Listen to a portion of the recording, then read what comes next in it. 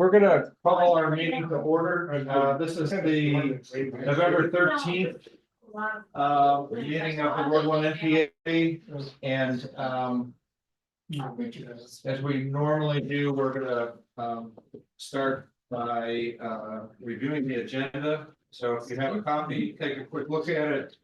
And I'll go through it very briefly, and then we can do introductions and announcements and so on. So we have a formal start, and then we'll have Speakout. So you have a chance to bring up concerns that you have. We'll have some city council updates. Tim Doherty's here. He's going to talk about redistricting. And Carter, I believe, is online. And then we'll have a discussion, well, a presentation and probably a discussion about Burlington water resources. There's a capital bond proposal for next year, and Megan Moore will be here from and then for those people who did fill out stickies, there was an opportunity to put them on a table outside, and we'll review that at the last part of this meeting. So with that, we'll start with introductions. I'm going to be your host. My name is Tom Darenthal. I live on Nash Place, and I'm a member of the steering committee. And we're going to start with. So there's one there, there's one there. If you have a mic, please. Are all the mics on? Yeah. Well, they have to press the button until you see a green light. All right. Dave, you're going to be first. Can you turn it off the same way? There's a black button about halfway down. Right here. Oh. And that green button comes on. So Dave, you're up first. Hi, I'm Dave Cawley. I live on Nash Place and part of the old East End. Richard Hilliard, live on Highgrove Court. Oh, yeah.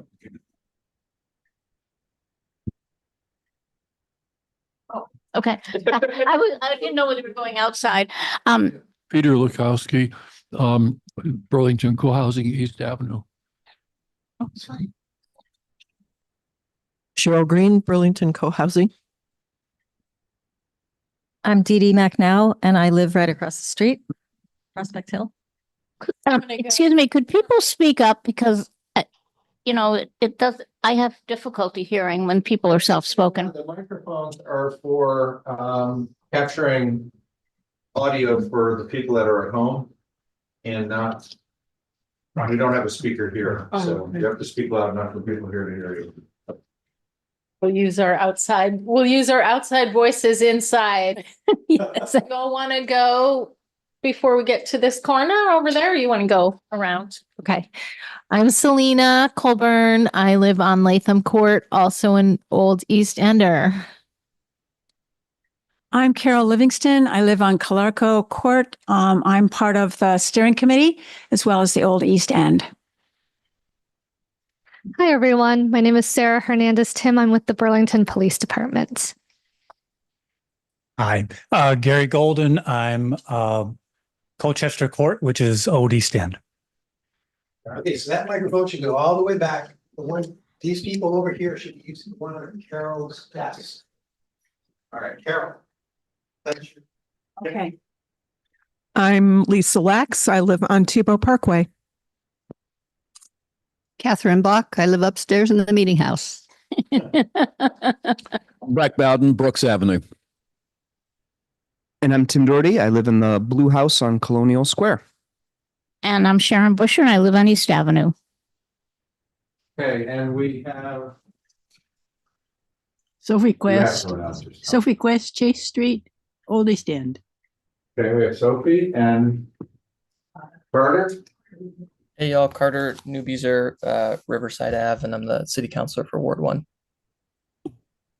And I can introduce Winnie is sleeping, but I can introduce the baby perhaps at some point if she wakes up. But I'm riding that wave right now. Okay. Does anyone have any announcements? Yes.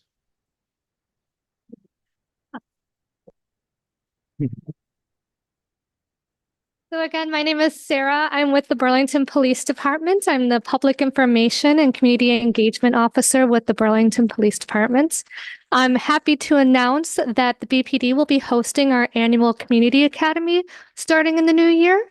The Academy is a great way to learn about the BPD from our officers as well as our professional staff.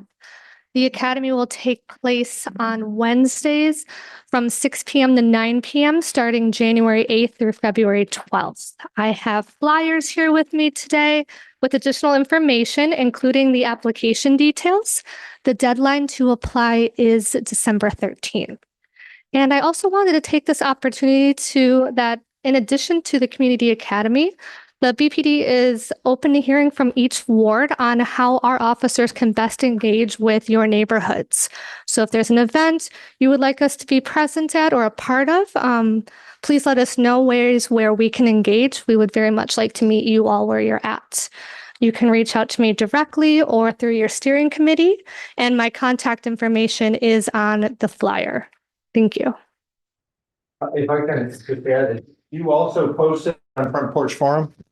And I So if you don't pick up the flyer and you decide you want to go, you can go to Front Porch Forum and find the information. Exactly. And it's also on the city's website, on the BPD webpage. We have QR codes as well. And I believe I sent an email to the steering committee of each ward. Okay, thanks. Directly related to this, over the past couple of weeks, there have been some posts on Front Porch Forum about neighborhood watch and reestablishing a neighborhood watch. That conversation has continued just through email. I'm not representing that group at all, and I'm personally not decided about whether this is a good or a bad idea, but there is a meeting that will be Saturday afternoon at 1:30. It's at the Burlington Hot Yoga, which is located at 294 North Winooski Avenue. And so if you are interested in that, you can come to that. And Sarah, I should talk with you about what's going on that I know about, which is limited. Is it 1 o'clock? You're right. I'm sorry. 1 o'clock. Thank you. Instigated the whole thing. Okay. I'm sorry. I should have let you make the announcement. My apologies. So just as the note taker, can I ask, it's at 294 North Winooski, is that right? Okay. Yep. Yeah. 1 o'clock. Okay. Dave?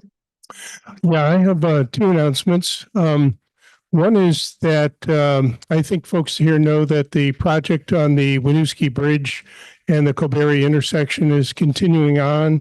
In case folks haven't seen it, there was a Transportation Energy Utility Committee meeting on October 30th. So I would recommend folks to, go to the YouTube and watch that proceeding. There was new information put out about the bridge design and discussion that took place at that. And also in conjunction with that project, the project team is going to hold a open house down at Main Street Landing on December 11th. So it's open to the public, or I think it's 4:30 to 6:30. And it's going to be a open house forum. So there'll be tables, people can go around and find out information, ask questions. And I think there's going to be a virtual part of that as well, so that people can't make it to Main Street. They still would be able to see some of the information. My second announcement is that in the Old East End, this is going to be the 5th year that we're putting on a winter celebration. Usually it's early February, and we're starting our planning for that. So anybody that's interested in getting involved in a project to help, bring food, music, and fun in the wintertime, we're having our kickoff planning meeting at the Szymanska Barn this coming Sunday, the 17th, and it's going to be from 3 to 5. So everyone's welcome if they'd like to get involved. Dave, I got a quick question about the bridge. Can you, in just a few short words, tell us where the planning group or the design is for the bridge? How far along are they? We moved the design of the Colberry intersection further than what we saw here in September. So they have some conceptual pictures of what that pretty high level. It's, you know, they're at that, but they're getting ready to start moving into the putting it out to bid. And so what that means is that there are certain features that they're calling prescriptive and there's certain features that they're calling flexible. And so it's good to know what those are because we may want to argue for some of the things that are flexible that should be prescriptive and vice versa. Okay. So, yeah. All right. Yes. Can I just add something to David's comment about the Burlington part of the intersection for that? As Cyril Flesh much better than I did, and I advocated for a roundabout that was not necessarily round, so that a solution. Well, you may laugh, but I produced an article about a I long. wasn't laughing at you. When you said it wasn't round, I was thinking it was kidney shaped. That's not exactly what you were.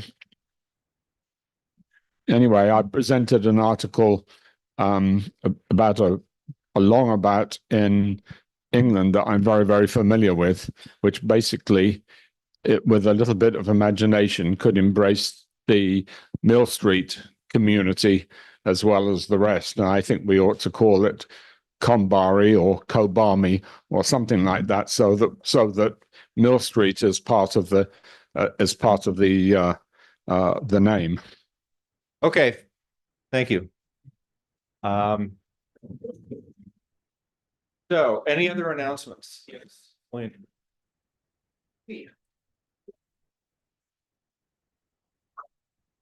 I'm working with a group of people who are going to do some volunteer effort to clean up syringe litter and just train folks how to do that safely, and then just spend a little time in and around the downtown doing some volunteer cleanup on December 1st at 10 a.m.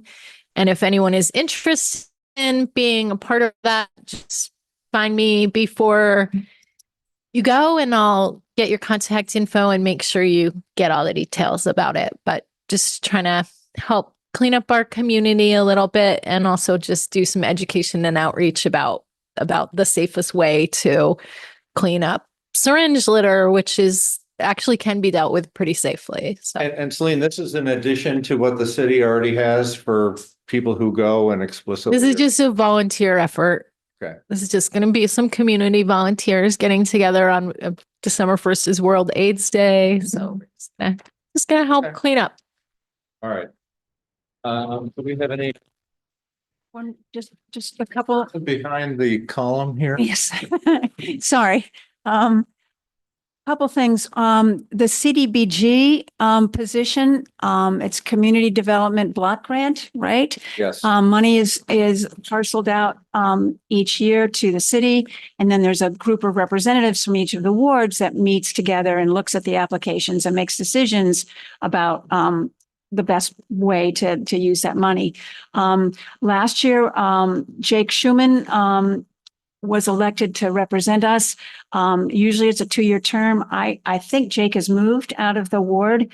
And then we were contacted by the city for a representative. So we don't need to vote on that position. We went ahead and Jonathan and I contacted Rob Gutman, who had expressed interest last year and was had done some research around it and really is interested in taking on that position. So he will be our Ward 1 representative, Rob Gutman. The other is, and I've written this at the bottom of the agenda, is that I've contacted all the senators and representatives for our local area for the state. And we have folks coming in December to talk to us, to update us on what their thinking is for the upcoming session, as well as listening to our concerns and our ideas. So it's Troy Hedrick, Martine Gulick, Bill Baruth, and hopefully Brian Chena working that night. So he may be a little late, but they were eager to come. They responded right away. So this was before the election. So good for them. That's December 11th is our next meeting. Okay. I got 2 questions for you. One is the CBG, that grant. Yep. That's a federal grant, right? Yes, So that's my understanding. that's HUD money, I think. That's my understanding. I don't, yeah. And then, is someone on our,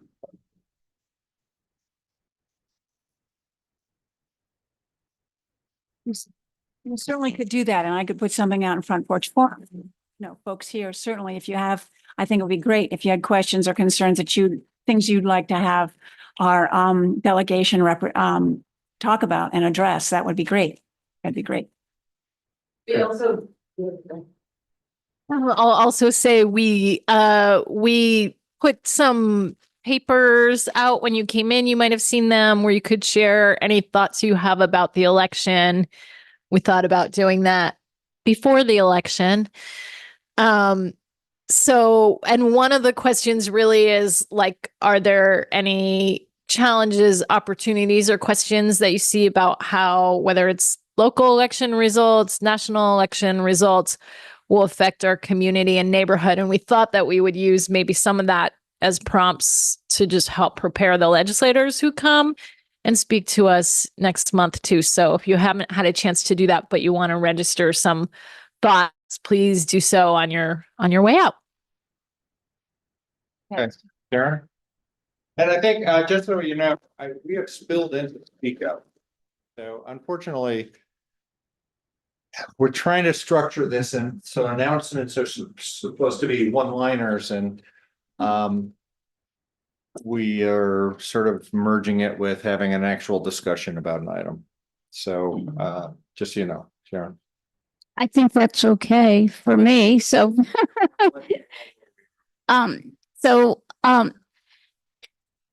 everything is complicated, and it is really difficult to keep your finger on the pulse, even for me, a political junkie.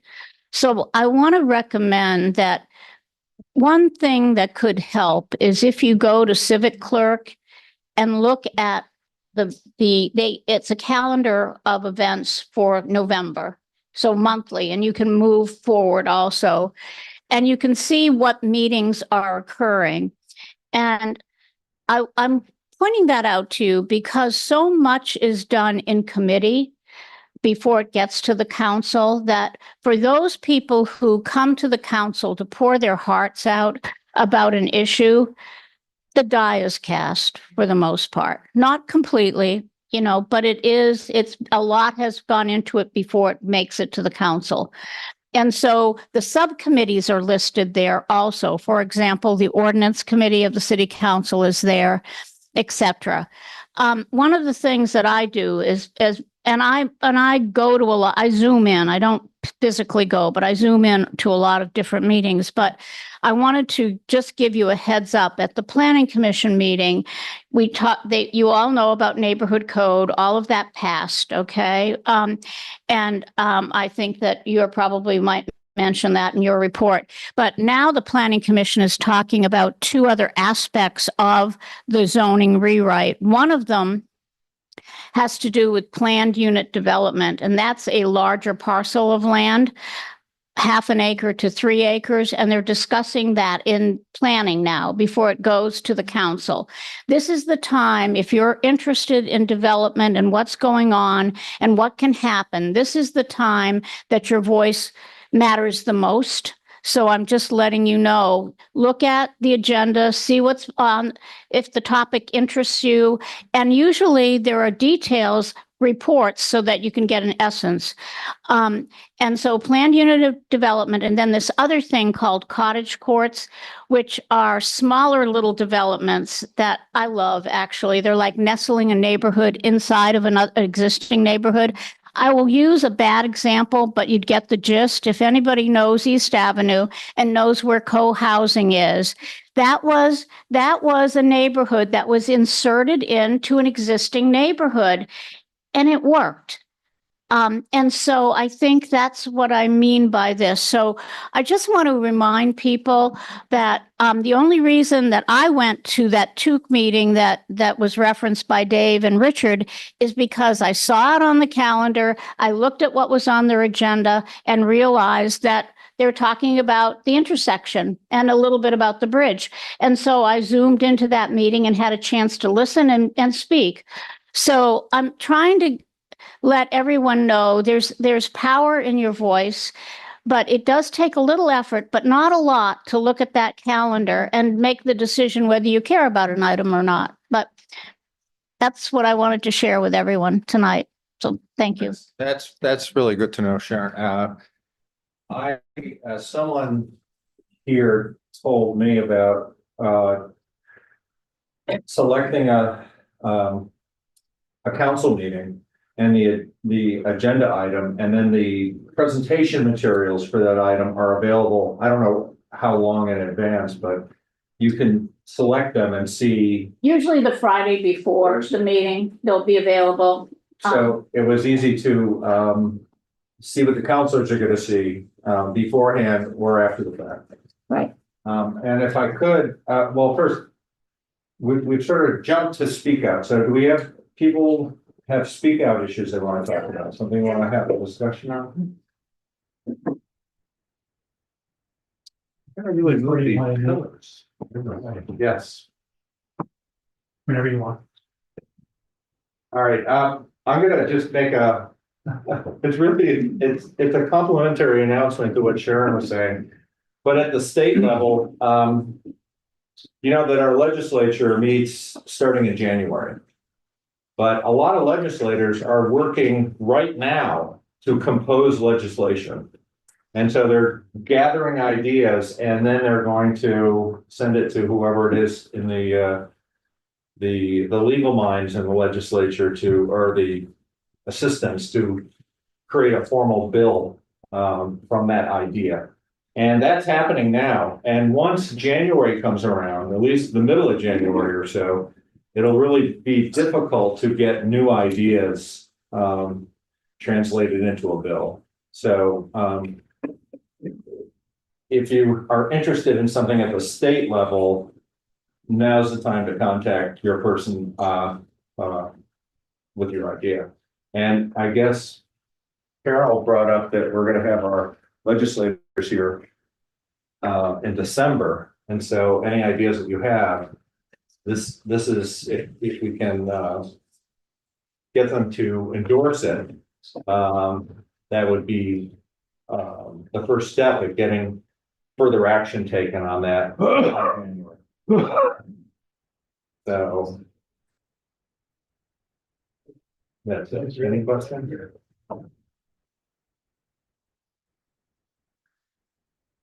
Who's Gary going to present? Gary's going to present. Gary Golden's going to tell us about the Burlington School District, where we are. Yes, I can see everybody's over here, so I'm gonna You push through. want this? Sure. Oh, it'll time me this time. So who did not see my article last week on Front Porch Forum? That'll kind of inform me on what you need to hear. Okay, so struggled this week thinking about what to present. So let me just give you the facts. I'm going to try to keep it like 5 minutes because I'm probably going to be talking more extensively after the board meets. Finance committee has only met once. So we should have met 3 times by now, and we haven't. So there's still a lot in flux, and the election last week has probably put us further in flux. So the bottom line is we've created a new term. We are level services for next year rather than level funding. It's level services because everything's gone up. Insurance is looking about 12 to 13%. It's what we've heard from the state provider. Excuse me, that's health insurance. Health insurance. We have negotiated roughly 4.5 to 5% pay increases. So that's locked in. By some quirk, we are negotiating all our major contracts this year, all our agreements. So we're not sure what that's going to look like.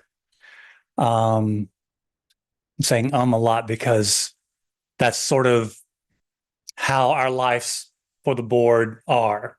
The election last week has thrown everything into, it's not quite chaos yet, but it will be. And that's because.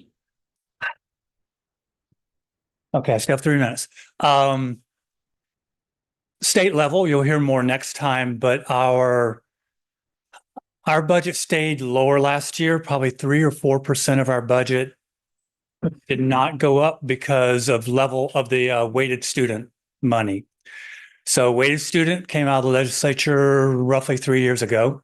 And that acknowledged finally that there were districts that had high numbers of IEP students, had high numbers of students in poverty, and high numbers of English language learners. We have all three. So we probably received 2 to 3 times the funding from the state that we would have under the old plan. With the election in the legislature, I would doubt that we have the votes to sustain that legislation, but I don't know if there's the votes to undo the legislation at this point. So that's up in the air. Nationally, it's been, I can't say that word. It's been a dream of the Republicans to undo the Department of Education since Jimmy Carter put in place in 79. So they will likely do that. If they do, I haven't read enough about it yet because no one's talking a lot about it. But special ed funding may either go away or be block granted. Title I, Title IX, Title II, which are all fundings for language tutorial, civil rights, etc., it will go away or be block funded. Special ed, Arizona is sort of the model for the Republicans on education, and all money is family centered. So if that is enacted, that means any parent can take their money and go to Christ the King, Marta Christie, a private church school, and it'll be easy. It'll just be done if that passes. Excuse me, that's federal money. Federal money. That's their wet dream. Sorry. Will it happen? I don't know. We have to lose, the House, I think, is still in flux. No, it's done. It's Republican. Yep. Of all things, John Thune might be our last hope as the new Senate Majority Leader, but I'm not putting anything. So it could be a pretty stark landscape that we'll be doing business. What does that mean for us? Sorry, I'm at 5 minutes right now. I'll try to keep it at 6. We're level servicing, and we are taking into consideration that we ask a lot of money of our citizens. And you need to tell me that those stories that you're going through around your taxes so that I can present those at the finance meeting.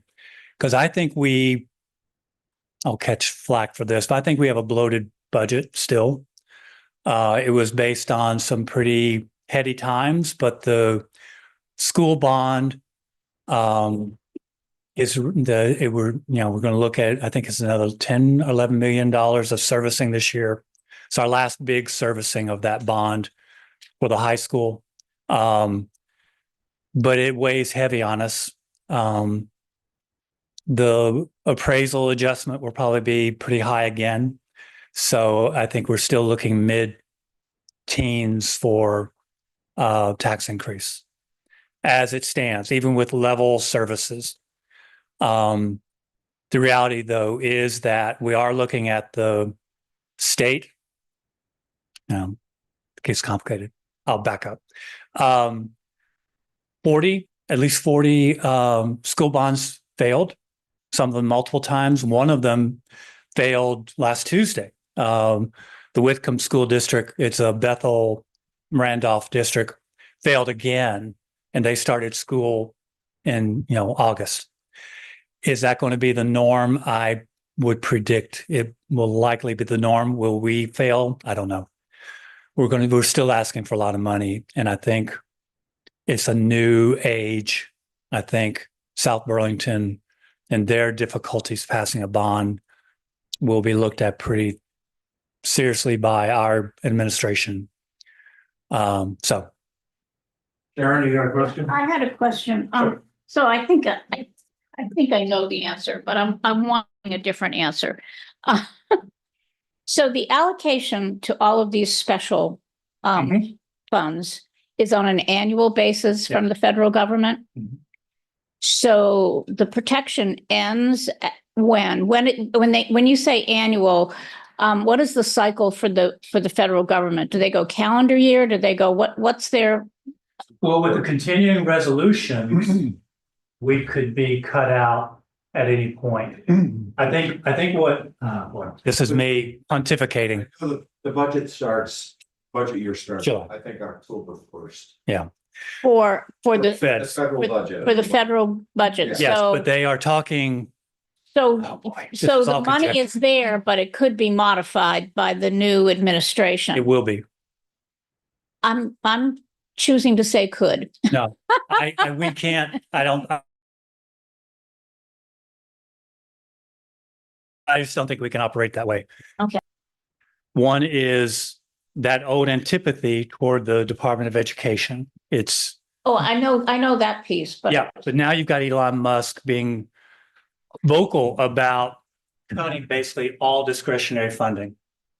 So we're going to get a chunk of that's going to happen, and then you've got this older, it's a little newer idea that parents deserve all the money and they take it where they want. And the special ed money will be for private tutoring, for aides. It'll be directly paid, not through the school. So the school will lose that funding. That's the worst case scenarios. But I think they're likely at least to a good chunk. So that I only say it because that really complicates our lives. So now we're really looking at two budgets in my mind. One that really is level services and one that is going to take into consideration what happens if we lose all these funds. Because that will, and even then we're still only going to offset the losses. We're still going to be looking at a 15 or 16% budget. The MAGA people go to public schools also. No, they don't. Pushback. That's all. Okay. Well, no, only because I grew up in the South and I grew up during the segregation.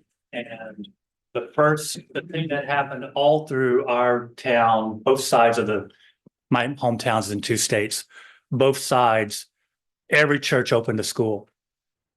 And the whites moved to the schools and they kept it, Texas, Arkansas. And they kept taxes low to this day because there's two different districts again, which is really crazy.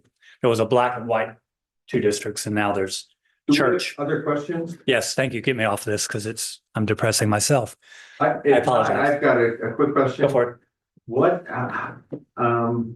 I forget how big the school budget was this past year, but how many millions of dollars do we get from federal is a federal contribution? Rough numbers. I don't think that they have given us that in that way. It's around 20% of our budget. I just can't tell you what that total number is. Okay, so it's about 20%. Yeah. Okay, so some of it's routed through the state.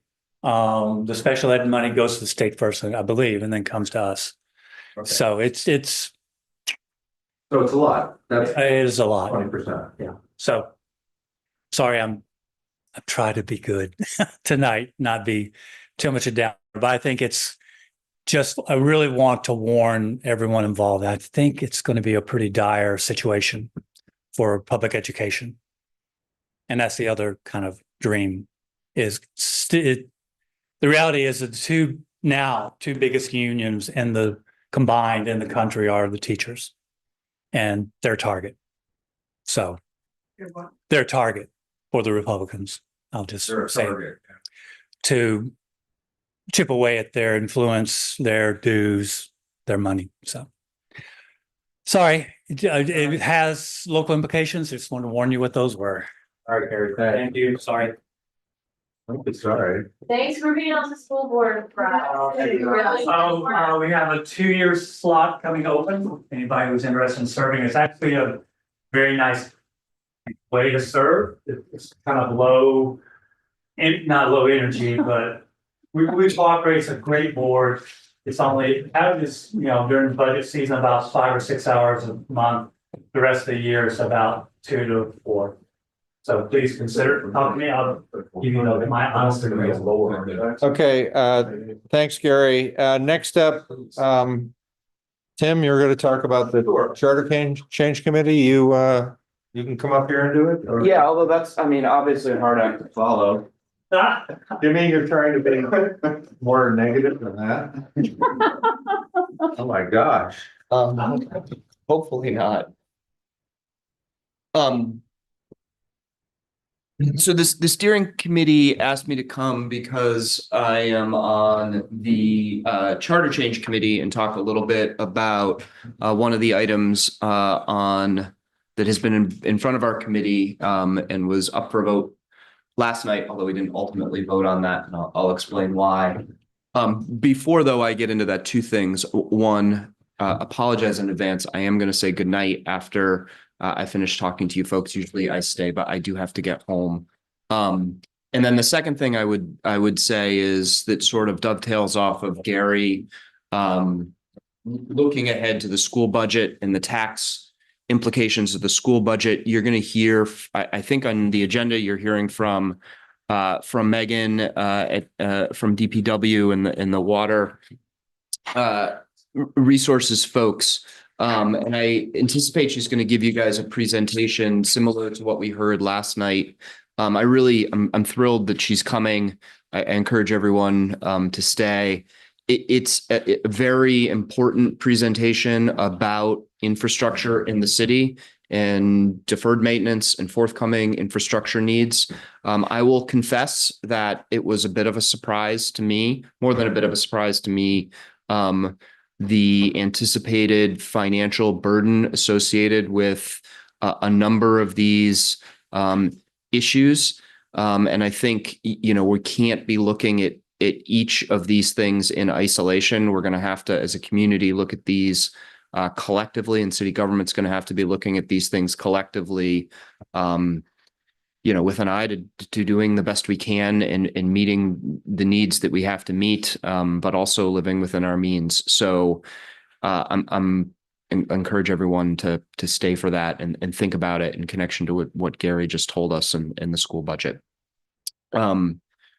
So on the charter change committee, so we have considered this year a change to the charter that affects redistricting, and I believe that the seed or the idea for approaching this issue germinated before I was involved in the city council. I think Gene Bergman, so I serve on the charter change committee with Gene Bergman, with Councilor Bergman and Councilor Carpenter, Sarah Carpenter.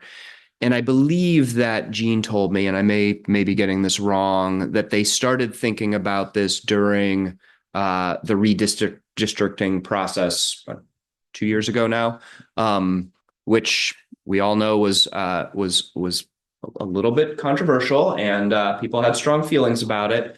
And it was noted during that process that in Burlington, our districts are defined in our charter.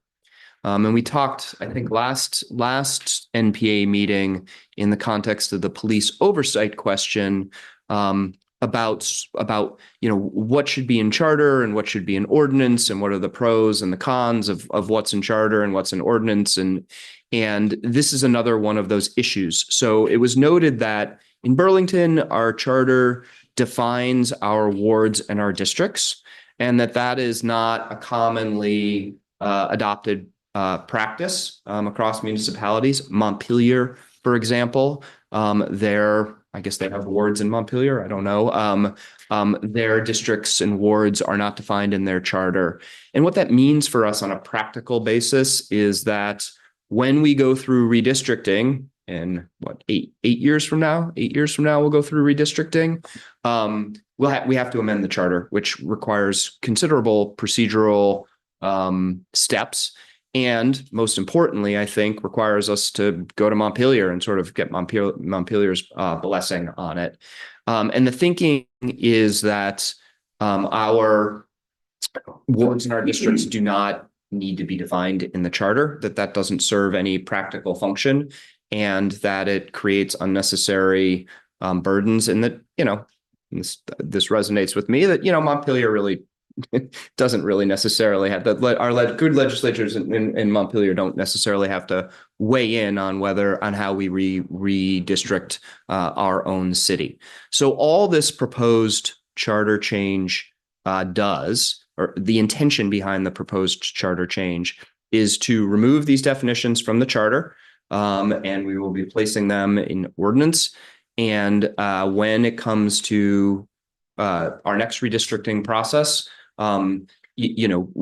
obviously there will be still the same robust and I'm sure contentious questions about redistricting, but we will not have to go through the warning, the charter change process, and bring it to Montpelier for approval and make it more efficient. We had 2 meetings in the charter change committee, received or had the opportunity to receive public comment. One of the things we discussed was, does this serve a function? Does this create some sort of benefit that we're not seeing? Is there an unintended consequence of removing this from the charter? We as a committee did not come up with one, but the process is not over. If folks have ideas on it, I would love to hear about that. But I can tell you that the intent of this is not to substantively change anything. It's a procedural change. So, yeah, although I don't, do you want to call on people, or do you want me to call on people? I've seen hands. You're still talking, so I'm gonna wait until you're done, and then I'll call on people. So what happened last night, and then I'll answer questions. What happened last night is the draft that we put together has a technical problem. I confess that after the meeting, I did not have the time or the capacity to figure out what that technical problem was. Sarah and Jean brought it up in the middle of the meeting and said, the amendment that we made was not what we wanted to make. I meant to talk to them today about what technically that was. We voted to postpone that so that we could do the editing and the redlining process correctly. So we didn't actually vote on it last night. And obviously, if it goes through the council, everybody will get to vote on it in March. So with that, yes, Celine. You're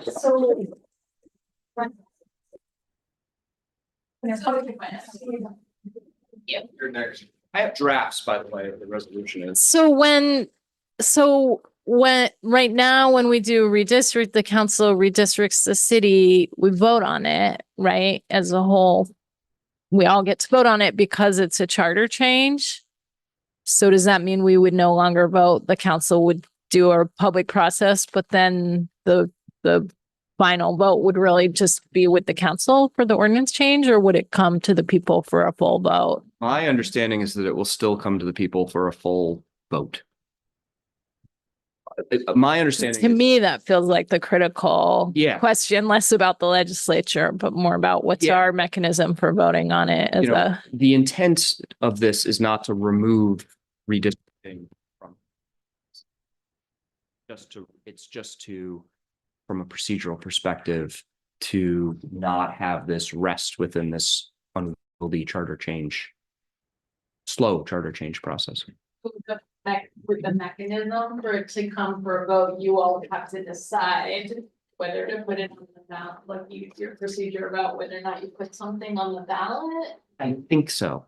Kind of at the discretion of the council, whether or not we got to vote on it in the new scheme. That seems like technically, right? No, I mean, I don't think. No, I think what she's saying is that what the words in that change are gonna be. It's harder And- and- right? And I think we should sort of table that until you have, until it's understood what the new process would be. Because if Carter has his hand up. Carter, Well, just if I'm reading the language right, it would have to go. There's explicit language in here. I'm just looking back. I have the resolution if you want to read it. Yeah, it's between 197 and 202 on the most recent version. It says, such changes shall be approved by the voters at an annual or special meeting of the city council and become effective. So basically it's just saying, yeah, like we can do it through ordinance process, but there's still a mechanism that forces us to bring it to voters. And they have like the final say still. he's what I heard him say is He's pointing to the language that creates the public process, that envisions the public process as opposed to the charter change process. Sure. So that was my question because we pointed this out last time. When it becomes an ordinance, it's internal to the council. With charter, it comes to the public. So to me, to be guaranteed about that, the resolution has to really state the process. It can't be silent on it because that leaves it ambiguous. And I feel pretty strongly that if you keep it with the council, you don't make it less political, you make it more political.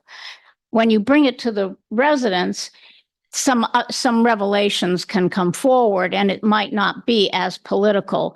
So to draw boundary lines, I think is really important that it's a public process to come forward, but then the community needs to approve that as they have done when it's a charter change. I think excluding the process of including Montpelier makes sense. I understand the goal, but excluding the public makes it more political and makes me not want to support this. We never discussed excluding the public. My point was exactly the same Yep. point, that the public has to be included and it can't be just a vote at a council meeting. That has to be an open voting process. Was not the intent. That was never discussed. And I'm pretty confident that that's not. As long as that is the language that comes out. Other questions? Sorry, I'm sorry if that wasn't clear. Yeah. I've got a question. When council decides, say what is going to be put on the ballot for the voters to, give a yea or nay against, is that going to be a simple majority vote? Sorry, can you ask the question Council, again? you have you propose new wards. Will it be a simple majority on the council that will forward this to the people for approval or disapproval on a ballot? I don't know the answer to that question. Okay. I don't know the answer. Other questions? Well, what's the timing for this? The timing is to put it on the March, because it's a charter change, to change the charter. So we would need it on the March ballot. And that means it needs to put it on the March ballot, you'd have to have it finalized I by, don't know the date that we have to finalize, but it's coming up. it's before the end of this calendar year? I think so. Okay. And the public gets a chance to, you have two public hearings on Two charter public- changes. Yeah. So the public gets a chance to speak to the council about these also. That's Yeah. Okay. All right. And Carter? Well, I was just gonna say, I think the date is December 9th, our December 9th meeting. I think we have a meeting there right around there. Can he shout? That's as loud as the speaker goes. Yeah. December 9th is what he said. Oh, thank you. That means that will be before our next NPA meeting. So. Thanks for letting us know now. My pleasure. Anything else? All right, we're having a real hard time hearing you. We don't have a speaker that's very loud in the room. If you wanted, Tim, was there anything you wanted to talk about? I mean, I'm happy to answer questions. This is what you guys asked me to talk about. No, we do have time.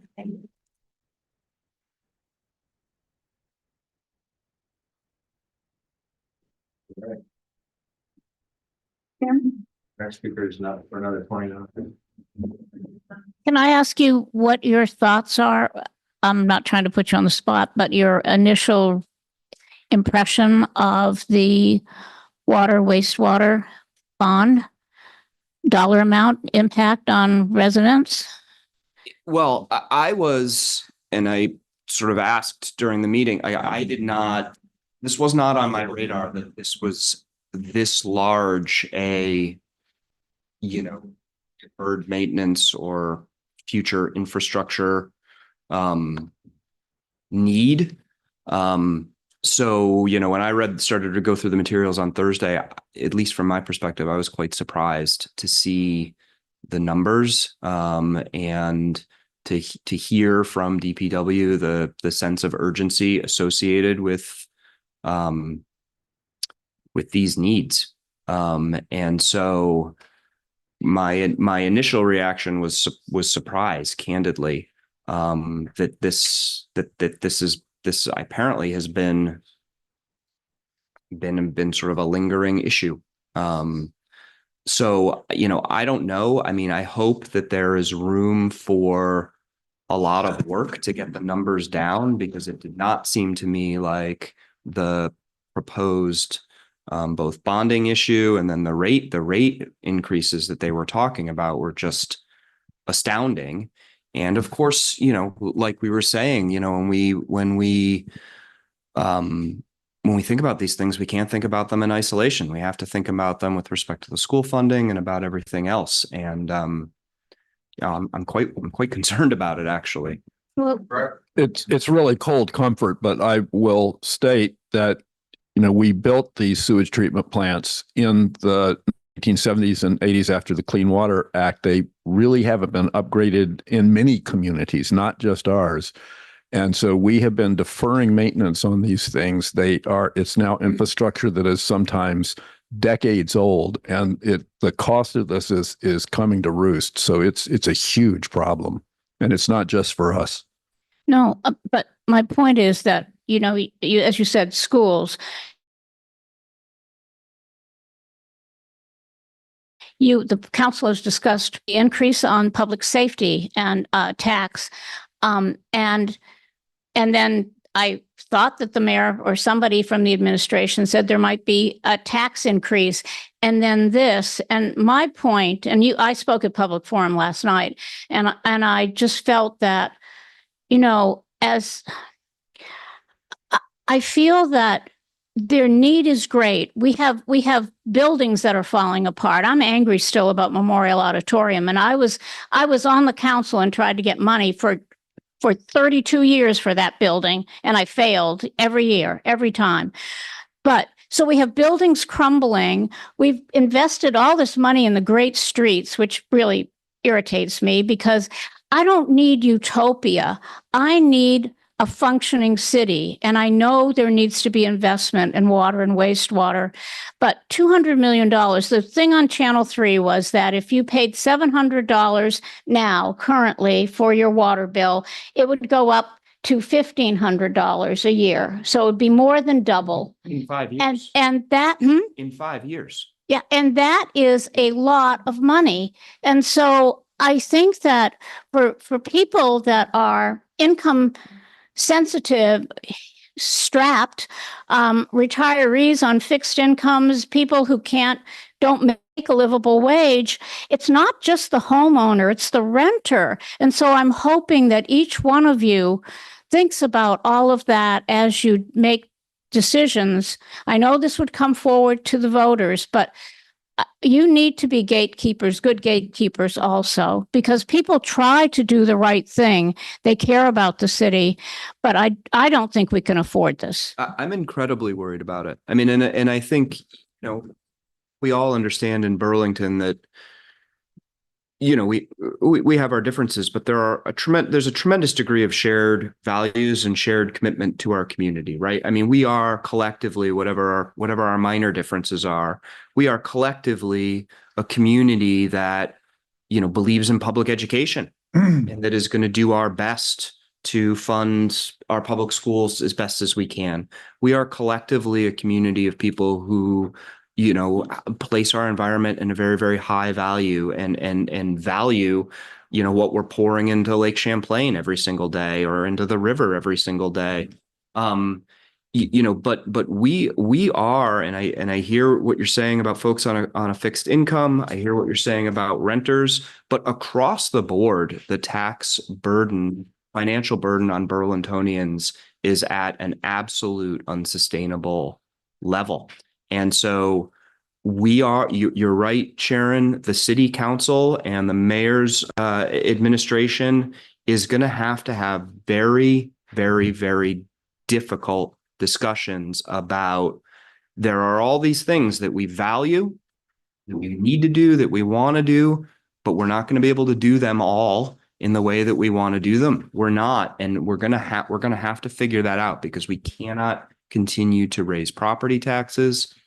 You know, when we talk about these rate increases are tremendous, and it's not that I personally have any question about the professionalism or the sincerity of the DPW. To the contrary, I find them very persuasive when they are explaining the needs, and there have to be limits, or we're gonna have a real, you know, I worry about losing the integrity of our community by becoming a city filled with absentee landlords, frankly.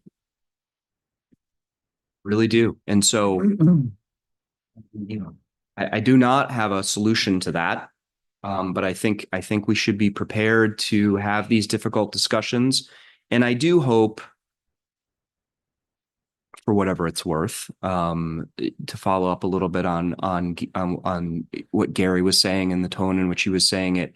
You know, I do hope that we can collectively take a little bit of stock in the city in terms of the tone of our politics and the approach to our politics, and maybe press here at home, regardless of the awfulness that's happening on the national scale, which we all feel, maybe press the reset button a little bit in preparation for these difficult discussions, which are going to be hard.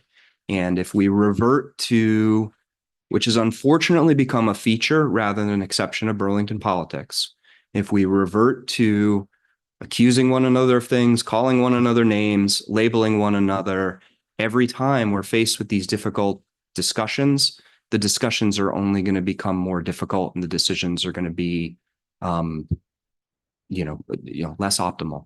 And so I think we need to gird ourselves as a community for some challenging times ahead. I do feel a lot of hope, though, because I do have a lot of hope in our and faith in our community. But I am incredibly worried about it. Incredibly worried about the financial burden. People who can vote with their feet will not stay. I just want to say one other thing. I'm not doubting the justification for the need. I trust the departments. I trust the people that come forward with the proposal. I'm just saying we can't afford it all. I trust our school board. I know the people on our school board. I don't know if I'm calling on people now or. Go ahead. I think that Richard had his hand up before. Last week. Very, very briefly, I think it would be good, whatever happens, and don't want to predict what Megan's going to say, but whatever happens, I think it would be very, very good if we knew that the institutions and businesses were paying their fair share.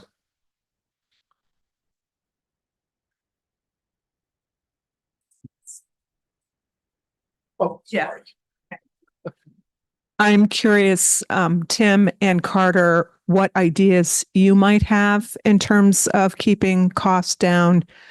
You know, maybe pie in the sky. I mean, I think one thing that keeps coming up in my hearing about these issues is and reading in the paper, the cost of health insurance is a really big factor in like budgets increasing everywhere, UVM, the medical center, et cetera.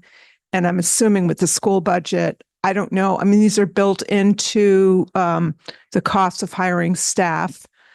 And so as an example, what can we do about that? Or where can we put pressure to address this problem maybe on a more statewide level?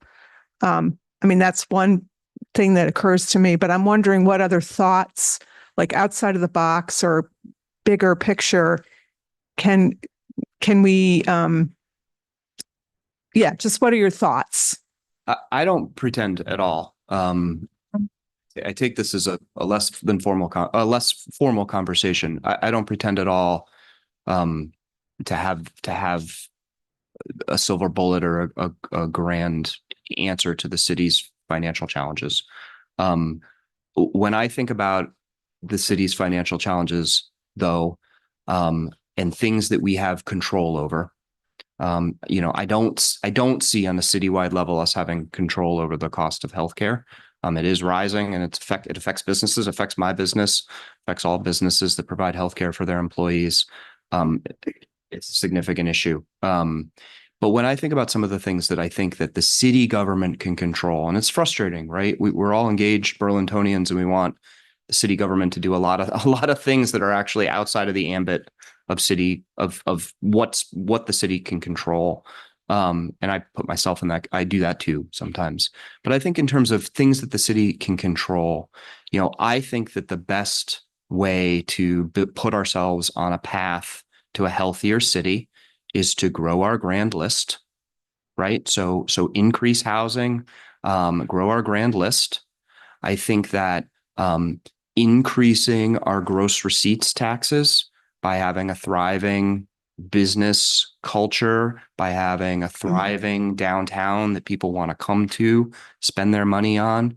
I think that those are really, really critical issues of making a bigger pie, so that there's more pieces to the pie. Because I think that Burlingtonians are property taxed out. They are property taxed out. And I don't think we're going to find some magic source of additional property taxes or taxes generally that's going to solve this problem for us. So I think, doing a lot of things that we're doing already, and trying to improve on some of the things that need to be done. I mean, a thriving, business community in Burlington puts a lot of money in our coffers and allows us to do more things. But the opposite is also true. I want to just push back on the healthcare issue.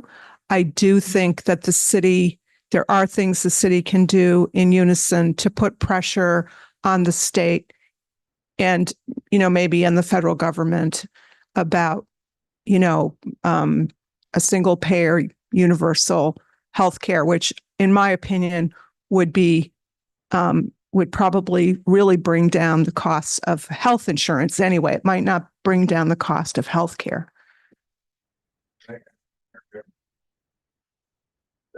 Is it still self-insured for healthcare? I don't know. What's that? I believe it is. Okay, so we're not buying insurance, we're paying out of pocket for all the covered expenses. Plus those.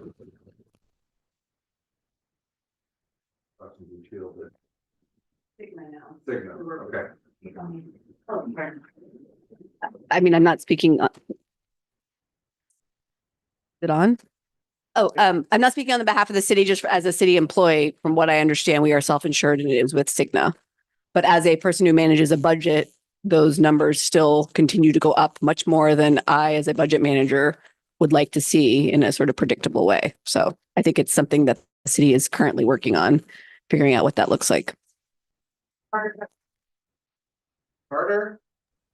I don't know. Can folks hear me? I know it's on the laptop. I could just say very quickly, I can put together a front porch forum post, but there's a number of things that the mayor's been talking about in terms of long-term financial planning that I think speak to this topic around the Modern Gov initiative. So I can get some information together on that to just give folks a sense of what that's going to look like. I also think there's, which Lisa, you just referenced, a lot of stuff we can be doing to pressure the state. And I think we're close to having a set of legislative priorities for the city with our delegation. And I know that this will likely very much be a part of our focus. There's been an initial conversation with the governor around the fact that the city is spending close to $8 million this year on emergency shelter needs. And so there's, I think, movement there in terms of developing a working relationship with the governor so that they understand what burdens we're facing in Burlington. And then the last thing I just put out there, which again, I can follow up on Front Porch Forum or perhaps my website with some more detail here. But I know that the Vermont State Employee Union and the Vermont teachers, Vermont NEA, are pushing, and they've already had some success here with caps through the Green Mountain Care Board on hospital costs. But they've been talking about reference-based pricing at the statewide level, which would essentially take costs for the hospital cost side for care and sort of peg those prices to Medicare rates as a percentage of Medicare rates. So without really being able to communicate with everybody, because I'm not sure you can hear me well, I just wanted to note those things because I do think there are some creative solutions at the statewide level, but we need the state to work with us. And I think the thing we can do as a city is use the bully pulpit that we have and try to organize our state delegation in Montpelier. Hey, Carter, just we found a speaker has been found. And so we could hear clearly what you just said over the last 5 minutes. I'm really glad Carter mentioned that because that was a surprise to me at last night's city council meeting when I heard the mayor say that the city had spent, and this is, coming directly out of Burlington taxpayers' pockets. I thought she said between $6 and $8 million on addressing the homeless population. And that is a remarkable burden that we are shouldering that I strongly believe is not ours even close, should be close to ours alone to shoulder. And that's a lot of money. It's a lot of money when times are tight. Do we have other questions, comments? Do we have any?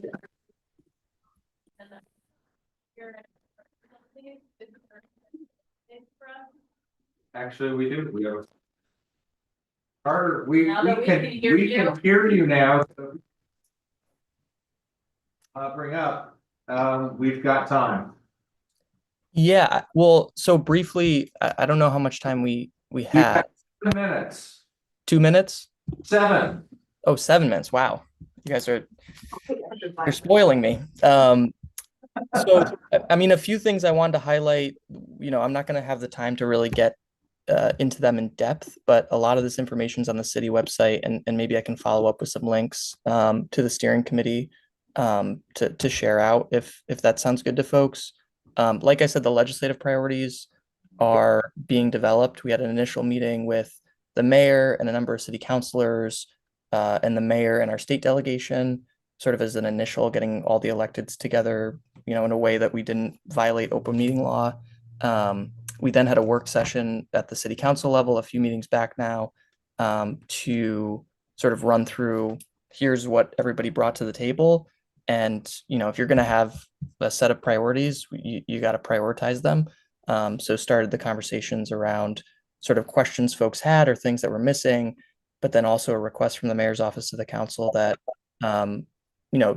we let them know, like, of this huge list, we can only get so much done, or we can only prioritize so much with the capacity we have. So I think, I'm hearing some themes around state funding for capital projects that perhaps is a top priority for folks, and perhaps should be for the city.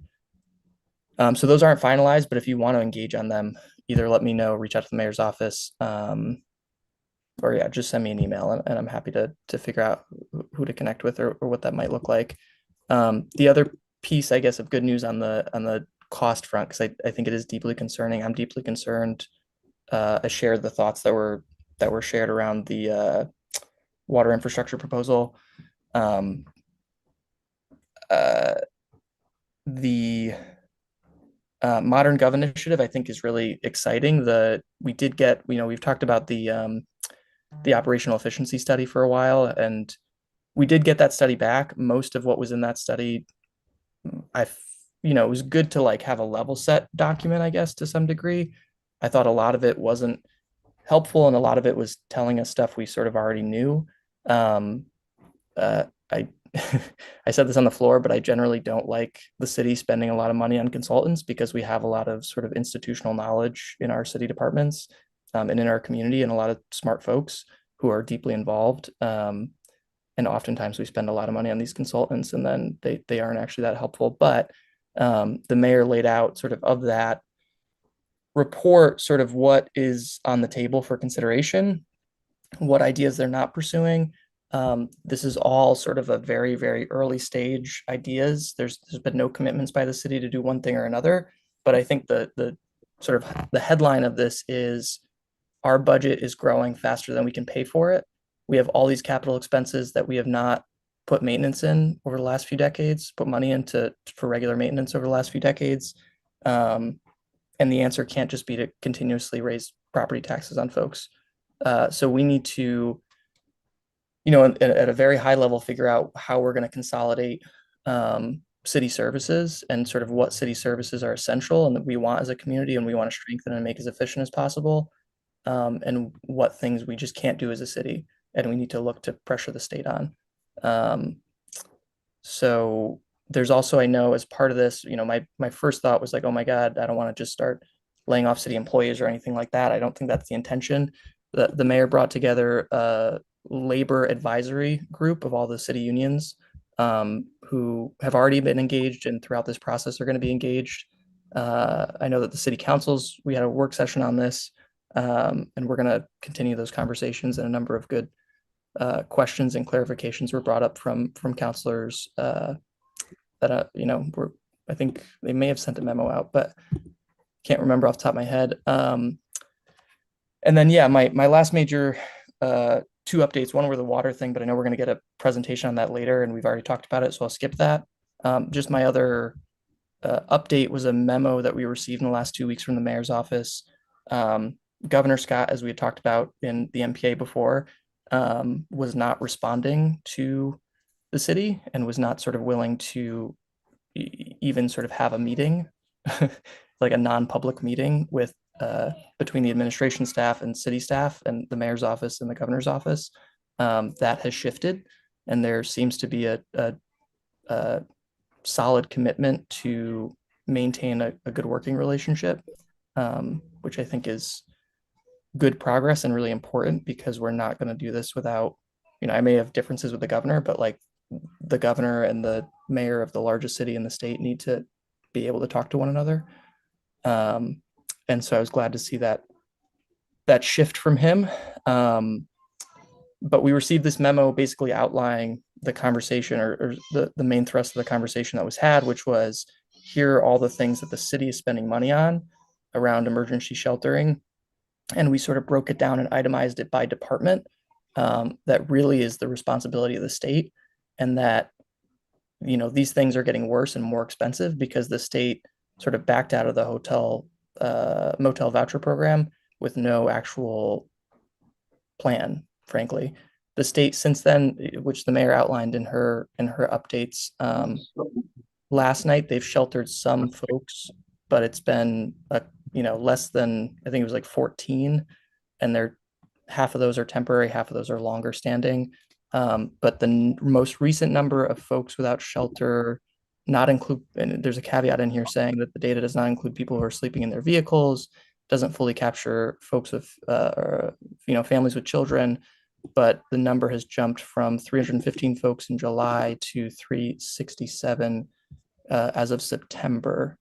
And we're estimated to climb as much as $8 million spent. And to date, we've done $6.3 million of taxpayer funds In addition to that, over the last 3 years, CEDO has found 9 million in grants at the federal, state, and local level in addition to that spending. So the amount of money we put into this has been significant, and it's just not local government. It's just not a sustainable model to deal with this. We can't keep doing this as a city. Not to say the need isn't important, but the state needs to step up, and we're sort of at a breaking point here. So some good news, some depressing news. But I do feel good that there's some containers to have this conversation, and I probably at 7 minutes. All right, thanks, Carter.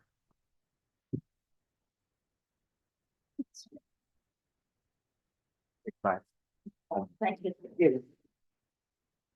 And Tim, thanks. My pleasure. I'm sorry I have to leave.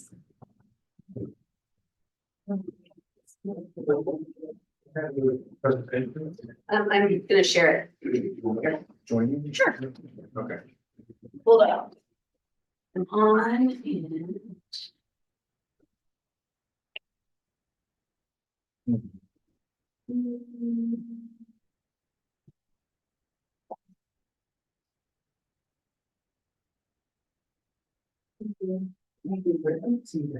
Sorry.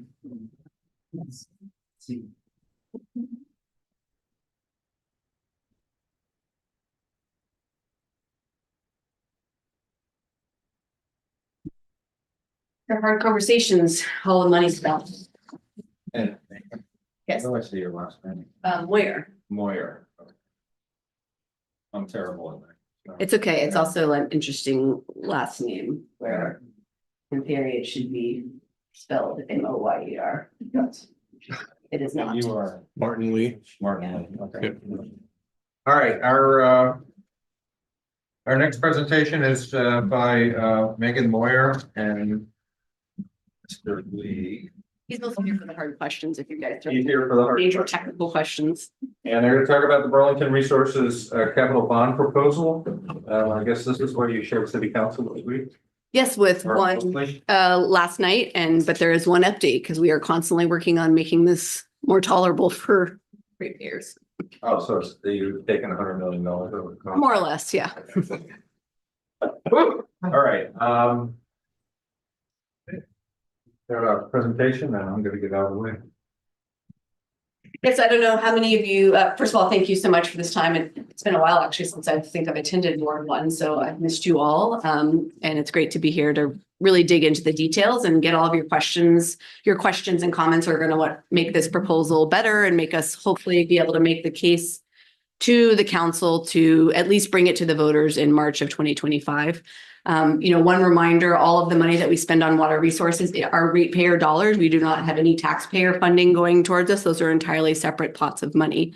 The other reminder that I have to remind myself as well as others is, a bond vote is the first step. So should we get it to the voters and the voters approve it, it doesn't mean we have a blank check and we can go do whatever we want. We have to continuously come back to the council to ask for approval to actually borrow the money. So it is a multi-step process. And so if there are some things that remain unanswered, grants, all the stones that we're trying to turn over to look for other funding opportunities, those things can happen after bond vote, but before the council actually authorizes us to borrow the money.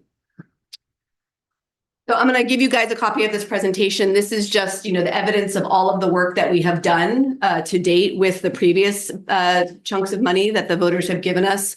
On the far left, we've relined over 9.29 miles of water mains.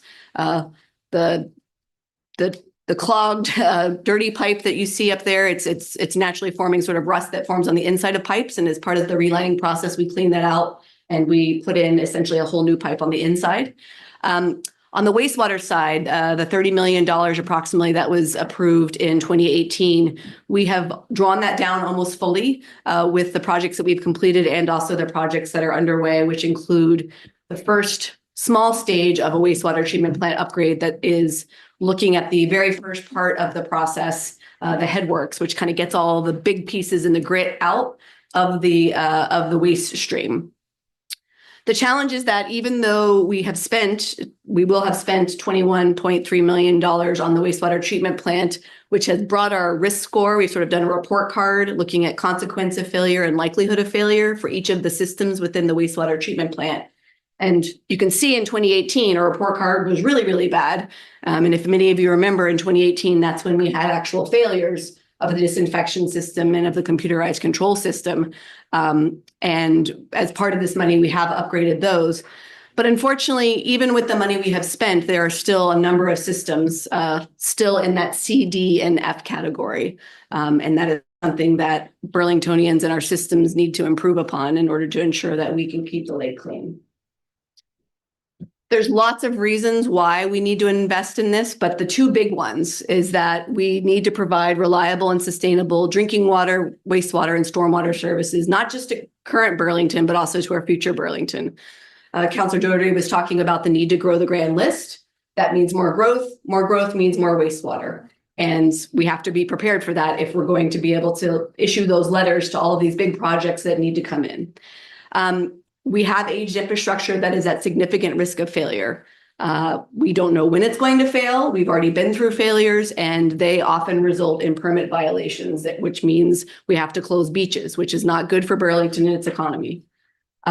There's a number of, legitimate safety code upgrades. These plants were last upgraded in '94, and there's some really, really challenging working conditions for our wastewater treatment plant staff to literally keep things running.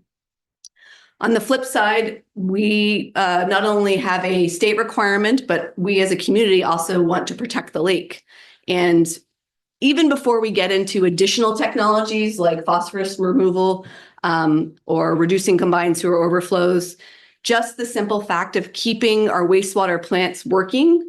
Wastewater plants work very well. The Clean Water Act in the 1970s made us do this. We've done it, and we have made great gains in pollution reduction in our water bodies because of the wastewater treatment plants.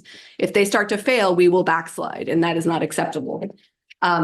We do have a phosphorus mandate, a phosphorus reduction mandate. Phosphorus is the nutrient that contributes to or is one of the primary causes of cyanobacteria blooms. We are not the only discharger of phosphorus. There's a lot of phosphorus coming from all of Vermont, but we have been given a certain target that Burlington alone needs to meet. And so we will be doing that with this proposal. And then it's been a 30, 40-year effort, but we still have places where we have combined sewer overflows, particularly in the south end, and we're continuously working on reducing that volume, squeezing it down further and further as much as we can. Ultimately, at the end of the day, we want to prevent this. 2018, which was 2 years after I took this role, was a very terrible year and was certainly a wake-up call. I think somebody asked a question the other day or at the council, why didn't we start working on this earlier? And I think a lot of it comes from the previous culture of more reactive approach to public works management. And we are trying to shift that ship towards a more proactive asset management approach, which does involve spending money, but that means you are saving money over the long term if you're taking care of your assets. And from what I can see when I look at our history, and I have graphs out the wazoo looking at rates and what they should have been and all this, we weren't investing enough in our systems. But certainly since 2018, we've been going as fast as we can to do the complex analysis, which is why we're now able to present the numbers that we're presenting these days. Again, you can go back to this. This is all the projects that are part of what we need to be doing in 2025 to 2030 period and form the bulk of the numbers that I'm showing as far as our bond need. The items in orange are things that are a future phase. So a lot of people have been asking, what can we not do now? And I do want to assure you, and Martin is part of that team, there's a huge scope of work, and we have combed through it and continuously comb through it to identify items that could these be reasonably pushed out 4 or 5 years? And what is left, which is still a big number, is really what needs to happen in the next 1 to 3 years. We still are looking at least 2 years of final design, and then construction will take another 2 years. And so when we talk about being able to postpone this, let's wait until the world settles down. Let's wait until the city knows more about its finances. From my perspective and from the perspective of the permit regulations we need to meet, we don't really have extra time. Overall, these are the total numbers, and I mentioned to somebody, even since last night, we've been able to bring the numbers down a little bit. Not a ton, but we did make the sort of decision internally. We had mentioned the Winooski River siphon, the one that broke in 2023, and the one for which we have a plan of what we believe we should do and what we would need to invest to prevent that from happening in the future. We think as a community, there is an identified funding source, FEMA, and we want to push that hard. And we think that we should go ahead and not have the ratepayers try to take that on at this point. We can always come back to it if FEMA, sticks it to us. But for right now, we're going to put our eggs in the FEMA basket and try to bring this overall number down. There are lots of other decisions and conversations going on that could move these numbers hopefully downwards, but I don't have firm enough answers at this point to tell you definitively that we can do that. At the end of the day, why now? I've kind of touched upon that. Professionally, we are not trusting our systems. We can't say day in, day out that those systems are going to work and that the bubblegum and duct tape approach is going to be able to work for all of them. One thing I'm really concerned about as a budget manager is if stuff breaks, I will have to fix it, because if it breaks and you don't fix it, you're looking at days and days and days of permit violations and discharges of raw sewage to the lake, which can ultimately result in even fines. We've seen that in our past. So we will ultimately have to fix this stuff, and we will have to fix it with cash. I don't have a ton of money in the bank. And so having to take that from a budget in any given year is going to be more costly than us trying to proactively do it with borrowing. The wastewater treatment plant, we're up for our new wastewater treatment plant, and our new permit actually requires implementation. This is not a Megan wants to reduce phosphorus right now. This is we have to reduce phosphorus by 2030.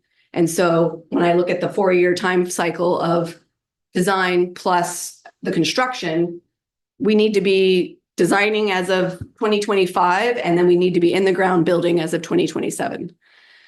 That next housing growth burst that we talked about, I mean, the city's done a lot of work to change the zoning code. So we are going to be able to densify. So we are going to be able to grow the grand list and have more ratepayers and taxpayers to shift to manage the burden. When we look at the projects that are kind of in the queue with the new zoning, we can see another growth burst as early as 2025 to 2028. So we need to be adding capacity now. And when we look at 2029 and beyond, we're certainly seeing that trajectory grow. In particular, we need additional capacity at main plants. North plant has sufficient capacity, and East plant is okay. And we can talk a little bit more about how we're trying to merge East plant with main plant to kind of create a little bit more flexibility for the growth that we think is going to happen. We've talked about the fact that these things are going to take time, and that's why we have to get started now. So on the wastewater treatment side, I don't know if many of you know, we do have 3 wastewater treatment plants. It's a lot of plants for one small city. People ask, well, why do we have 3 plants? I suspect it's because that's where the discharge is. We didn't have wastewater treatment until the 1950s and 1960s, which is like mind blowing to me that we were just literally pooping in the water until that time. And so these plants were put where the pipes went, right? The pipe were trying to get the waste away from the houses, and they were probably discharging right to the Winooski. And so plop, you put your plant there. Plants are generally upgraded on a 20 to 25-year cycle. If you look at, we built main plant in 53, it was upgraded in 73, and then it was upgraded again in 1994. So we are already at year 30. So we are beyond where ideally we would be on a typical replacement cycle. We have a number of goals with our upgrade, but these are the 5 main ones. Resiliency, which is just making sure at its base that the wastewater treatment plants work. There are environmental improvements, primarily the addition of tertiary treatment, which is enhanced phosphorus reduction all the way down to the limits of technology. The increase of capacity that I mentioned, that's going to allow us to accommodate growth. The worker safety bit, we have workers that have to wear like hoods in certain parts of the building because the air handling systems are not sufficient enough. We've had a great operator who actually had to leave and resign because she was breaking out in rashes because of the air quality in the system. And then lastly, and I know this is a popular one, we are going to be making changes that should reduce offsite odors from main plant. We recognize it's on the waterfront. The waterfront is our jewel. And ideally, even though we can't pick the plant up and move it, we can at least try to reduce some of the smells. This is just another version of the report card. More than 50% of our systems are at a C- grade or worse, with many at a D and or F. And that condition is going to keep us at risk of these failures that I've mentioned, as well as what I would call preventable beach closures. I can't tell you, and I won't tell you, that we're not going to have beach closures as the result of cyanobacteria, right? And some of that is out of our control. Climate change, all the stuff that's coming down the Winooski, but Burlington, we at least need to get our house in order and do our part and do the part that the state has put on us. This is just an example of the reductions that we need to make. The current treatment bar in the red, which is what we're currently discharging, the green, which is what our mandate is, and then the blue is what we believe we can achieve on average with the installation of a filtration system. We looked at 3 different technologies to see how they performed with our actual own wastewater. And then we looked at the life cycle costs and the capital costs of each of them and have selected actually the most inexpensive, but sort of most consistently performing option. This is just our efforts to demonstrate how we are approaching some of the regulatory triggers that are involved with our permit. The red line is our current permit limit. So the solid line is the absolute maximum that we could discharge. And the dotted line is what we sort of call a regulatory trigger. So once you approach or exceed 80% of your permitted flow, if we weren't already planning on building a new plant, we would get a letter from the state saying, hey, you're over 80%, you need to start thinking about expanding your capacity. The challenge with that 80% and what worries me is when we look at the blue bar, which is if we add in what we call the reserve capacity. So we have all of these letters that we've sent to various developers, right, saying this is the amount of flow that you have said you need, and this is the amount of flow we are reserving for you. Some of them haven't fully connected, so we're not realizing that revenue and that income, but they will be connecting. And when they all connect, we start to get very close to the 80%. When I look at the potential of the projects that may happen through that 2028 time period, we start to go over the 80%. Going over your 80% and having a plant that is at risk of failure is a not great situation and makes me very nervous, and Martin very nervous as somebody who has to actually sign those letters and tell whoever, Mr. Developer, Mr. Housing Person, Mr. Emergency Shelter Developer, we don't, potentially conditional capacity letter, like we will have capacity for you if we get a new plant. It doesn't put us in a great situation to be able to welcome the growth that we're trying to look at. And certainly when we look at 2045, the long range, we are certainly way above that. With the changes that we're proposing by merging East Plant and Main Plant and combining their permit limit and bringing all the flow to Main Plant, it moves those triggers up to that green line, which gives us a lot more room to grow. Even that 2045 number, right, that doesn't include the potential impacts of climate change, which are not generated necessarily by new development, but by Mother Nature. And there's probably a host of other projects, if we are successful in Burlington with growth, that could happen. I mentioned this last night. One of the alternatives that we look at and we really think makes a lot of sense for Burlington is to not have the 3 treatment plants. And Sharon might remember this. I don't know from the past, because in the 1990s, we did find a document where they looked at doing this, which is turning the small plant that's on Riverside into a pump station and pumping it to Main Plant and, economy of scale, focusing all your resources on the larger plants. I don't know why they did it back then. Maybe they weren't able to demonstrate what we believe we're able to demonstrate, which is we have 2 options. We either have to rebuild East Plant, which would cost us between $28 to $32 million, or for $31 million, we can turn East Plant into a pump station and then build a pipe to get it to Main Plant, where we're going to have this better phosphorus removal. And over time, we should save money because we're not then having to keep upgrading East Plant as a treatment plant. We will have to still invest in keeping the pump station running, but that is a different endeavor than trying to keep all of the complex systems that a wastewater treatment plant has going. At the end of the day, The totals are coming up to about 100. I won't lie. And there are, as I said, there are things that we need to do over the next, I forget if it's 5 to 6 years that are not in here. We have selected the things that we believe will keep the plants running, humming along well without me laying awake at night, or if any of you choose to lay awake at night with me on this issue. What was interesting is that, I don't know what that is. That 178 number is very big, but when you divide it through, you normalize it by the amount of capacity, the 1 million gallons a day that we have in Burlington, it actually starts to bring that number down to something that looks pretty tolerable compared to what other communities have seen, right? So when you hear about Shelburne or Virgins, even South Burlington, and you're like, well, why isn't our bond going to be $30 million? You have to look at the size of the plants, and there is a direct relationship between the size of the plants, the amount of capacity it has, and the cost, because more flow, bigger pumps, more flow, bigger tanks, and so on and so forth.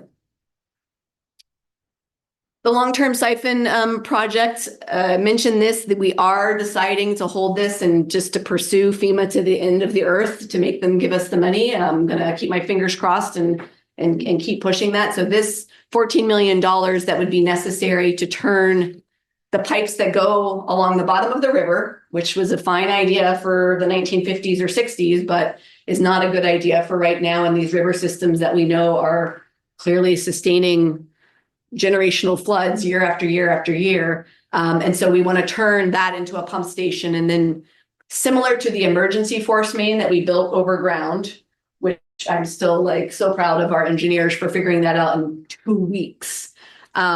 We would be formalizing that and putting that underground, that pipe. And so that would become the new system. So that was wastewater. That's the bulk of what we're calling the clean water. There are other some other sub projects in there, but we figured we'd talk about the big one. On the drinking water side, which is about $21 million, about half of that money would be going towards resiliency improvements for the reservoir. So this little house on Main Street, anybody know what it is?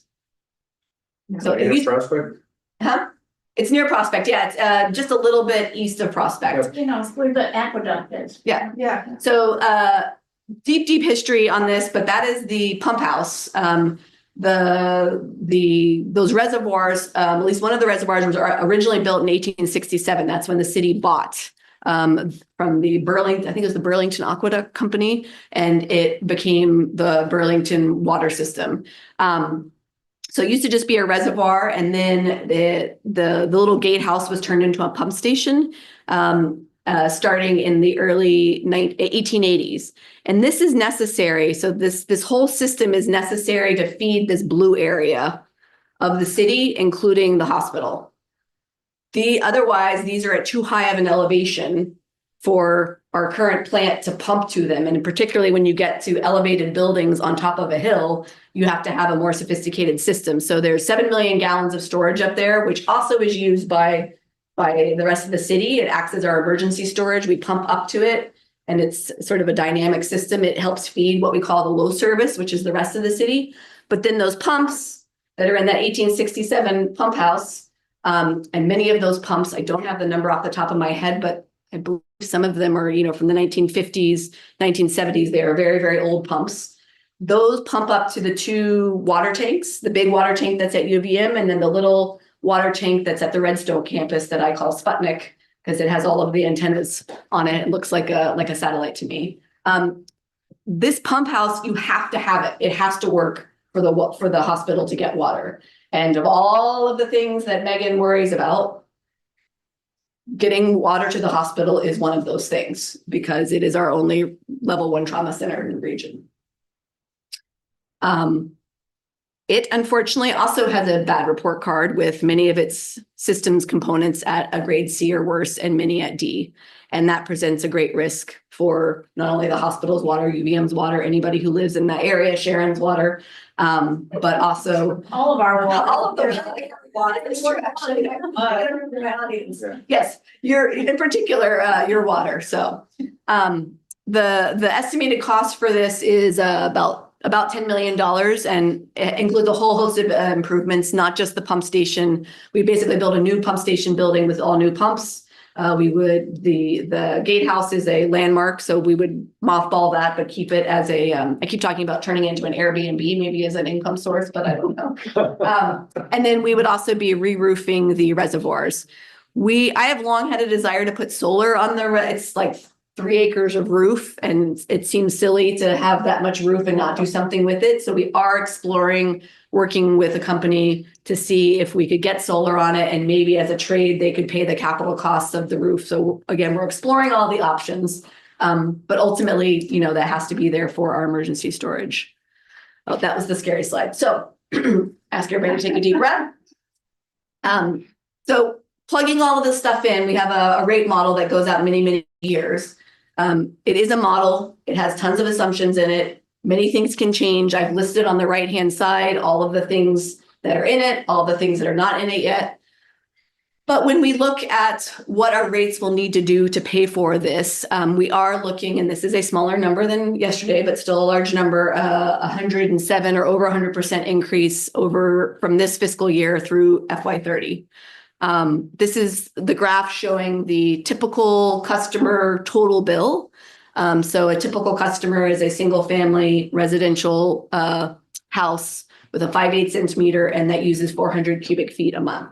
So if you use more than that, your bill is going to be bigger. If you use less than that, it will be smaller.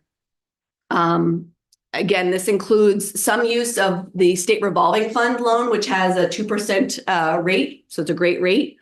Currently, they don't have enough money to fund our whole project. Otherwise, I would have gone ahead and modeled it that way. But those are some of the phone calls that I'm going to be continuing to follow up on. I've already had that conversation.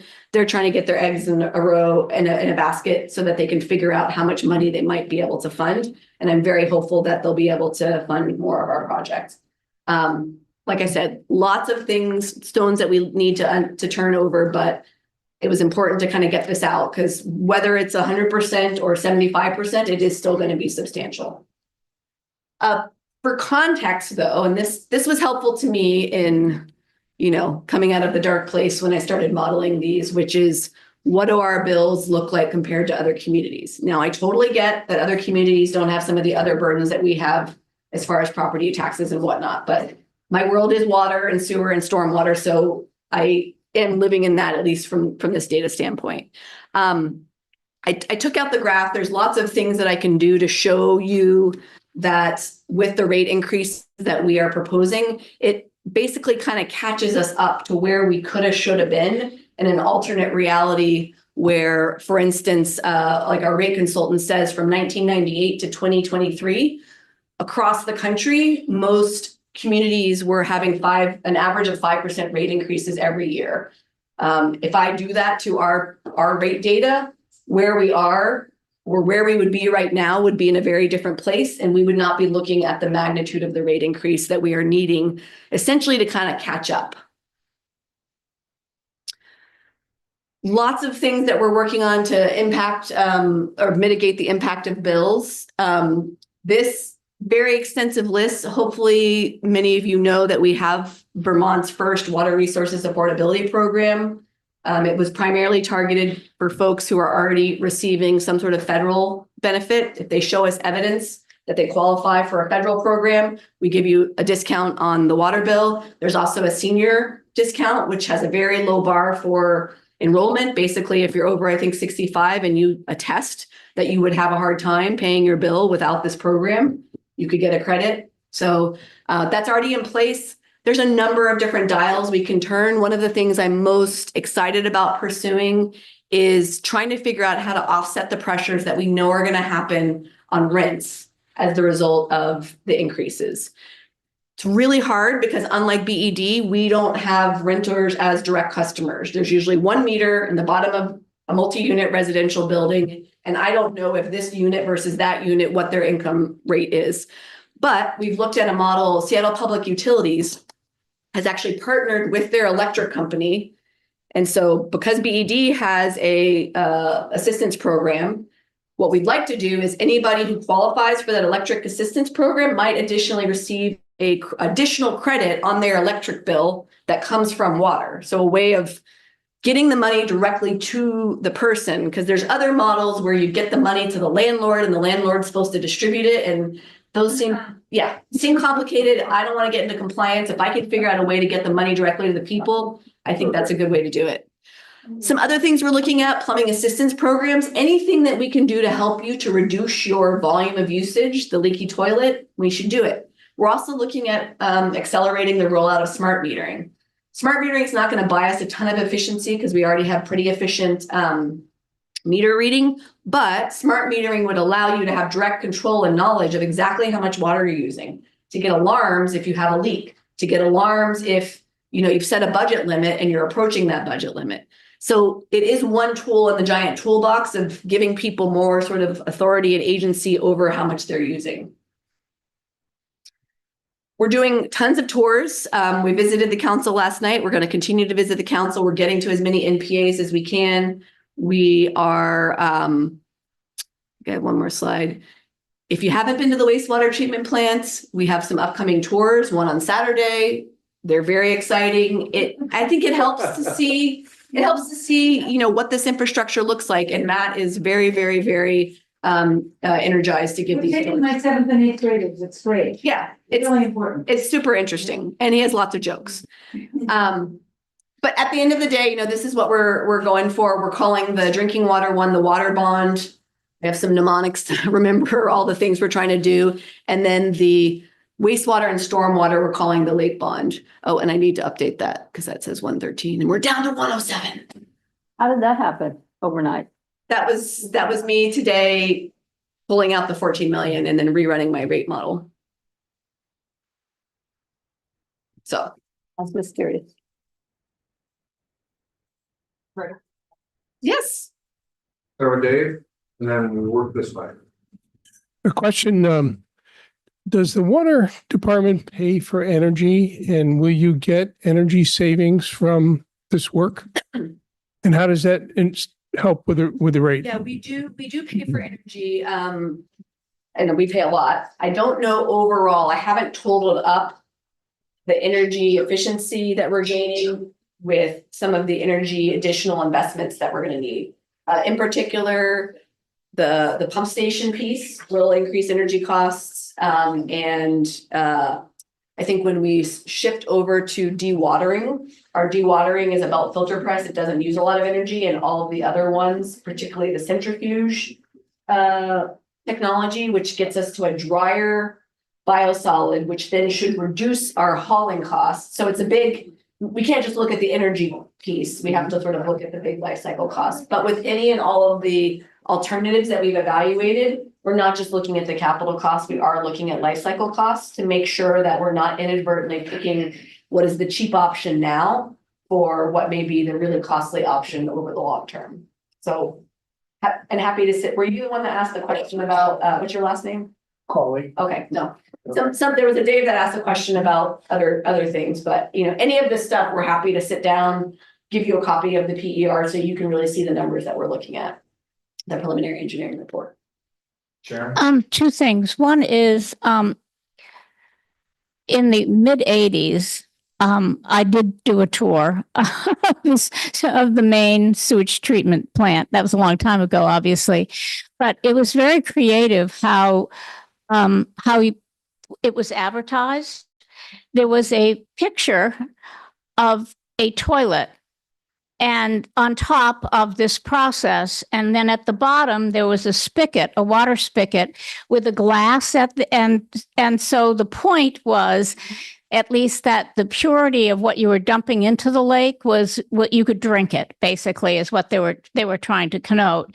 And I thought that was clever. It caught your eye, and it sparked some interest. So I'm just offering that. But the other thing was that when I got on the council, this had already happened, but there was a $50 million bond, and we ended up paying a lot of that. Whereas a few years later, we were very proactive in Burlington. And then a few years later, communities got no interest and basically never had to pay it back. So I'm wondering, when you say the 2%, I'm just wondering, a state that regulates that, I mean, this is government, a government that regulates, but our state putting mandates and not offering at least some monetary assistance with the phosphorus issue, for example, I think falls short of meeting the needs of all the communities, not just Burlington. And so I'm hoping that there will be some inroads there where there can be some forgiveness, not necessarily, I mean, a low interest rate is wonderful, but I would like a zero interest rate. And I think that there needs to be a way to negotiate that. So for me, I'm very concerned about this. Before you got here, I made the statement, and I'll say it to you also. I've been always honest with you, and you've been honest with me, that I understand the need. I just don't feel that we can afford what you're proposing. And you're a smart woman, and I'm hoping that you can figure out what absolutely needs to happen as a first step, and then build on that. I've supported everything that DPW has done, but I'm feeling like I don't have the means anymore, and I'm worried. I'm worried about this and all the other needs in Burlington. So I'm telling you honestly, I'm just hoping that you can take this and then try to figure out how you can do it in a couple of chunks, as opposed to, I know the idea is to have all the money and then draw down as you need, but I'm not sure we can afford that unless there are some guarantees that this generation isn't going to pay for the future generation. That's what and I won't be paying for it all. I won't be alive, but there are a lot of people in this room. Well, maybe not so many. There may be a few, you might be here, Megan. I just mean that there's a big burden on the current population. Yep. Anyways, thank you.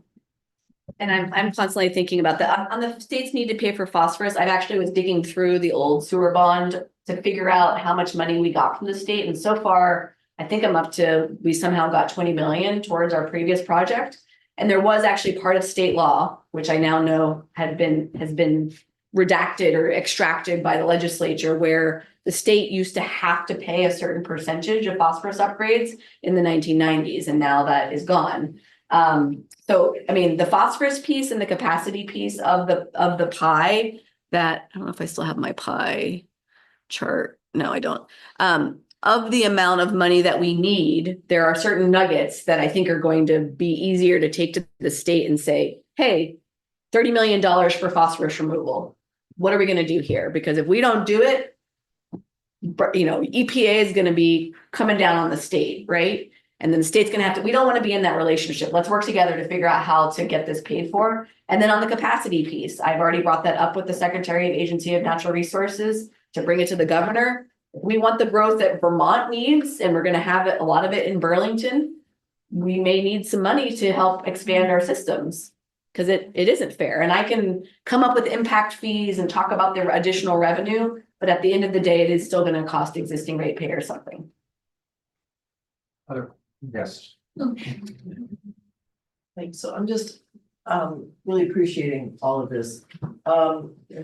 Your work. I want to try to think way out of the box. Is there any off-peak concept with water the way there is with electricity?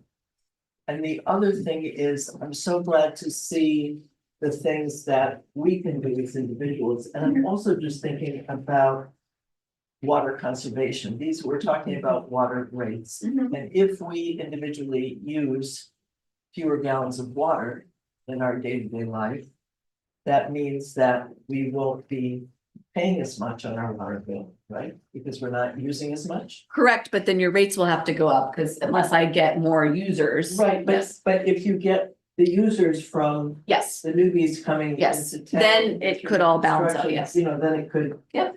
So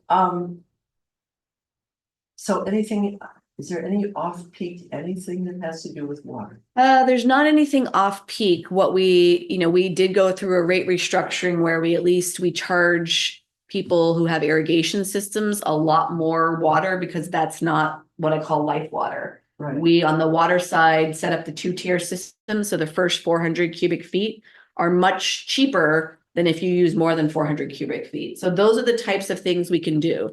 There is nothing to say, and it's going to be for the council to try to evaluate if they want to do this by policy. We have, I don't know, like 6 different rate classes: institutional, city, mixed use, multifamily residential, and then we have the single family duplex, triplex. There's nothing to say that you can't charge one rate class more if that's what you want to do as a policy decision. And I suspect that's going to come up, particularly with the institutions. They are, though, some of our largest users, and by magnitude, when we apply these rate increases to their overall bill, right, they're also, for them, experiencing cost pressure. So it's one big giant system, right? And so if we increase their costs, then our healthcare costs are going to go up, and I don't know which is worse. So what is the, there you go.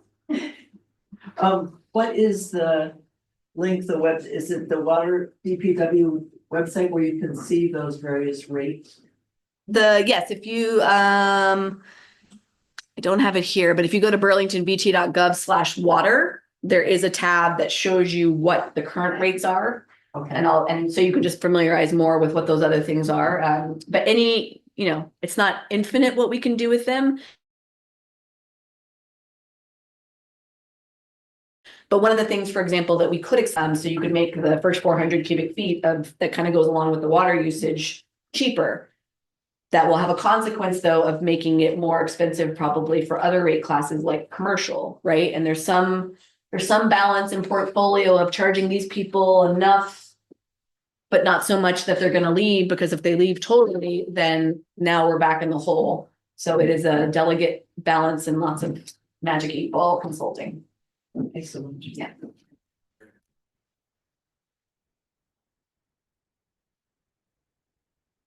Thank you.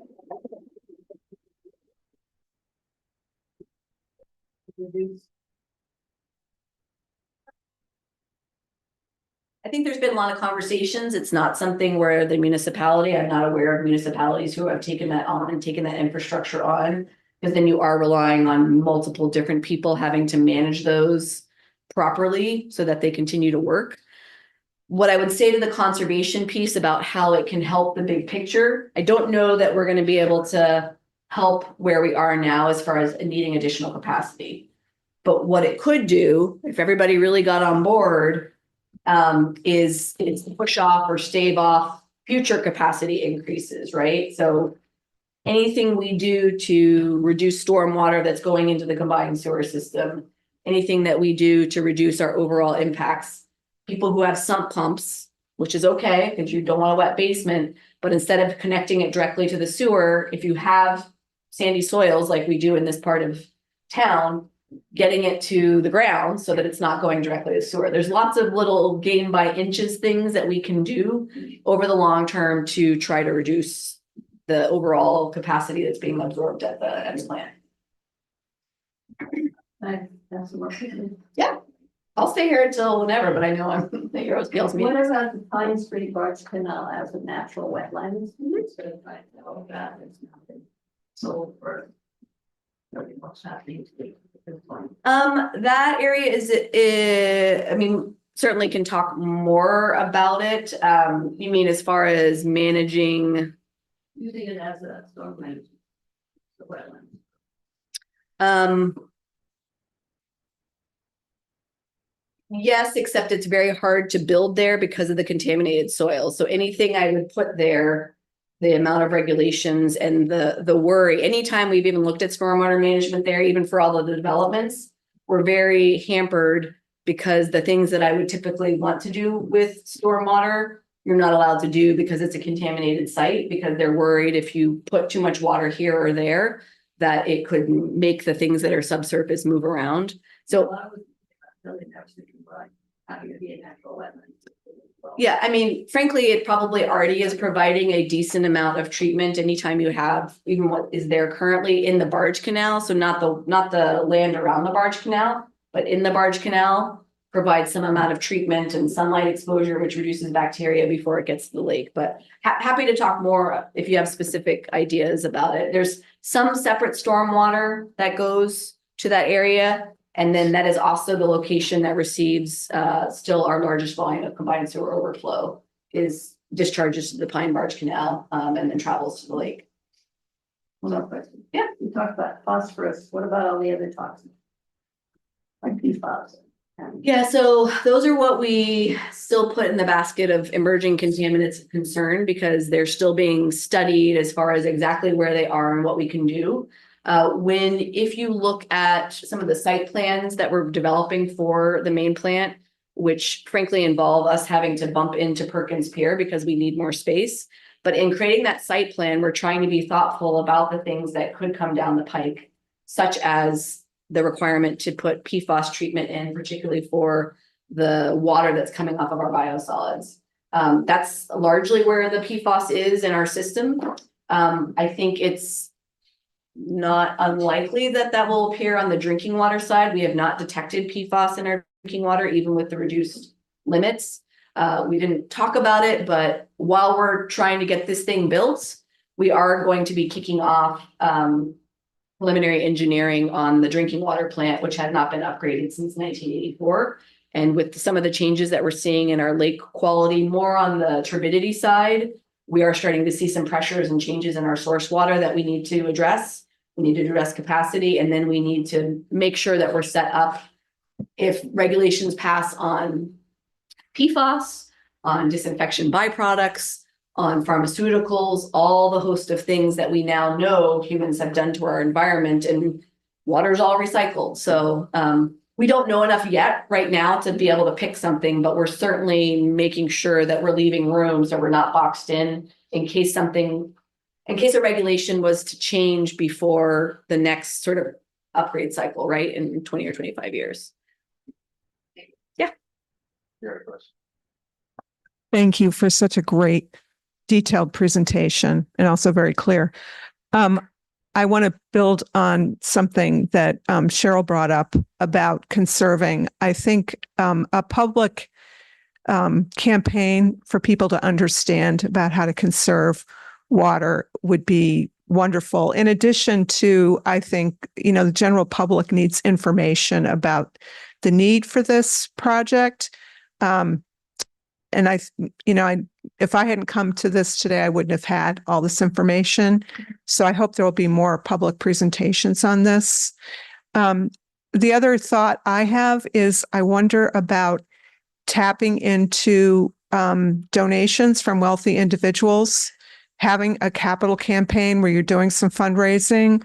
I think we need to do more of that. If we don't have a tax structure that is more progressive, I think we need to lean on wealthier people to help subsidize some of these. Just brought that up. Yeah, I mean, 5 hours ago. There are benefits as a foundation. Like the people who own the hotels, for instance, they're making a lot of money because of the beauty of the lake. So what are you going to do to help preserve it? Yeah, no, I mean, even if we collect $1 million collectively, right? That's $1 million that the ratepayers don't have to add. So, I mean, and it could be more. So I wholeheartedly agree. As far as general public needs, and certainly if you have ideas, like I love hearing about things that sparked your interest. We are working on a video snippet, right? So, a couple minutes so that somebody just hears what we do, sees some pictures of the plant. We're also working on a virtual tour so that if people can't get to the wastewater treatment plant or don't want to come to smell it, they can still click through the pictures and so on and so forth. But we're going to be meeting with anybody and everybody who wants to meet with us. If you can't make one of these tours at this time, I would say if you get a group of friends together, Matt will give a tour to anybody. He would give a tour one-on-one every single day, on the hour.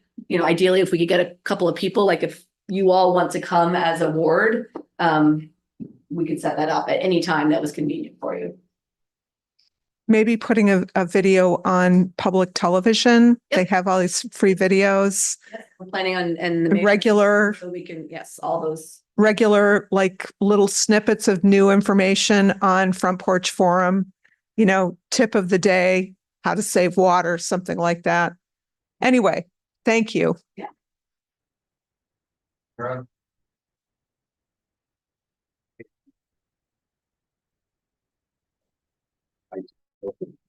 We can send this around to our mailing list.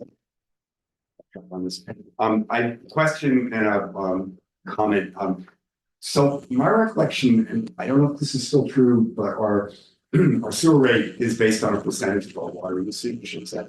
It's based on your, Yeah, right. yeah, so if, that's how we charge it. Yeah. We can't meter sewage, because I understand that. That's what I figured always. I just hadn't been paying attention, so I didn't know if that had changed, and I don't pay the bills in our house, so.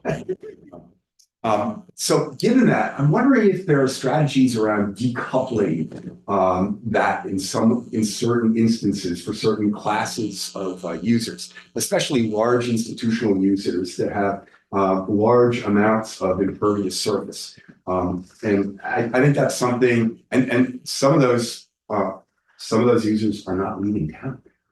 They won't leave town.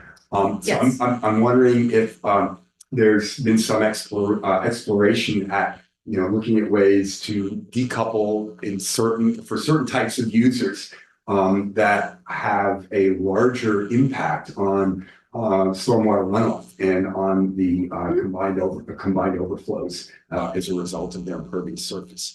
And that would require some kind of decoupling of their water usage, because, frankly, if they have a lot of impervious surface, and they have a different impact than just, going by based on their actual water.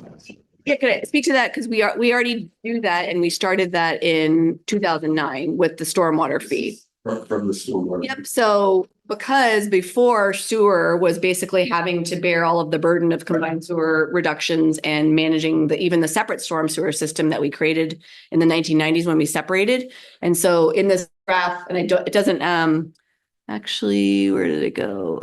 You can see. Sorry if I missed that part. No, it's just a great question. I want to make sure people know that we already decouple it, and basically, 2009 is when that little gray piece appears. And since then, and that has been growing as we go. So big institutions, actually anybody who's not single family, duplex or triplex, we actually measure the amount of impervious, and then we charge them per 1,000 square feet. So like what South Burlington did ahead of us. Yes, they were the first, we were the second. I think we got time for one more question or two.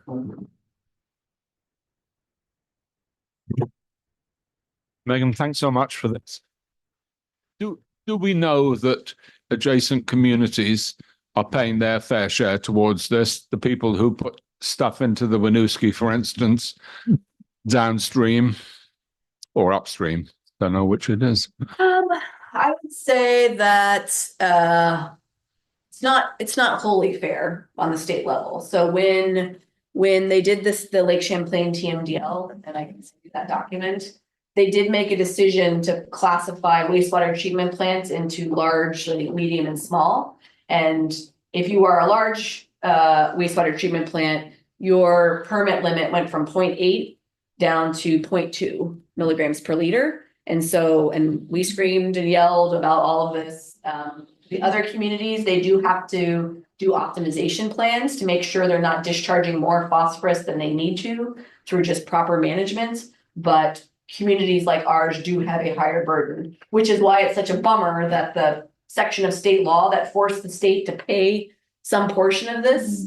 I think the challenge is that the state is already having to invest massive amounts and millions of dollars on the non-point side of the phosphorus.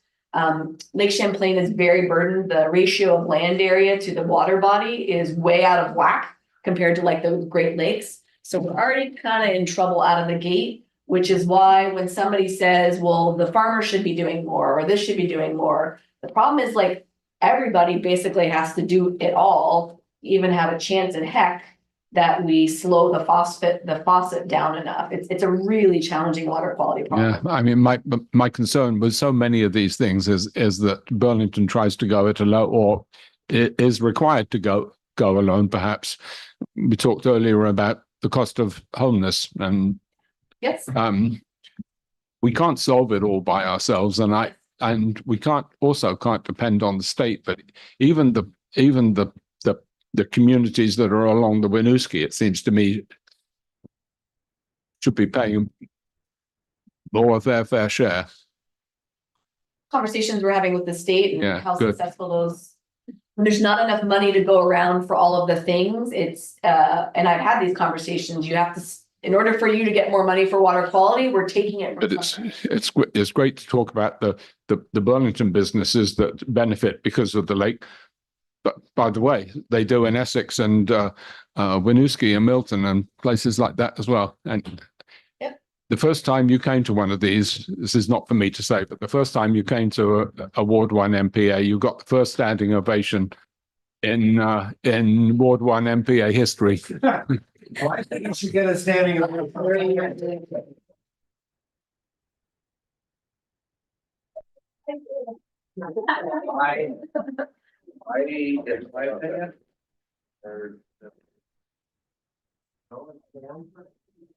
Who has come to present here in a long time. Thank you. And easy to understand. That's good What because you're this stuff is crazy hard. I think that helps a lot. Oh, well, that means a lot. Just helps. All I can do is We're not done because Celine's gonna lead us through Oh, I'll just, a compilation of what people.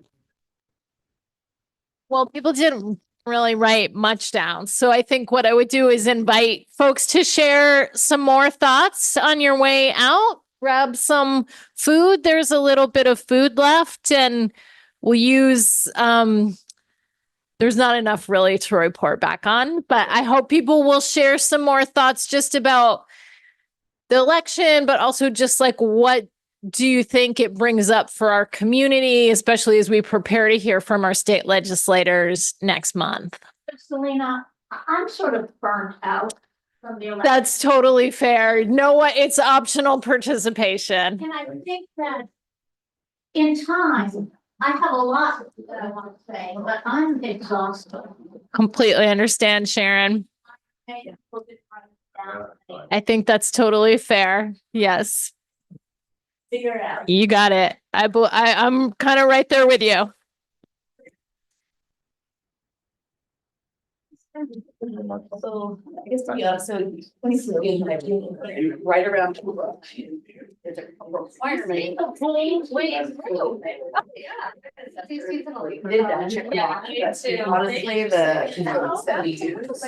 Have you here? You fixed it without my little thing. Yes. They did a bad job. Thank you though. But I heard it buzz. So there was. I know, I think all of this is interfering. Do they? No, I looked it up online. I looked up what the manual in a way, so. Finally, like within the last. Yeah, now you know. Now I know, yeah. Preliminary. This time last year. This time last year, we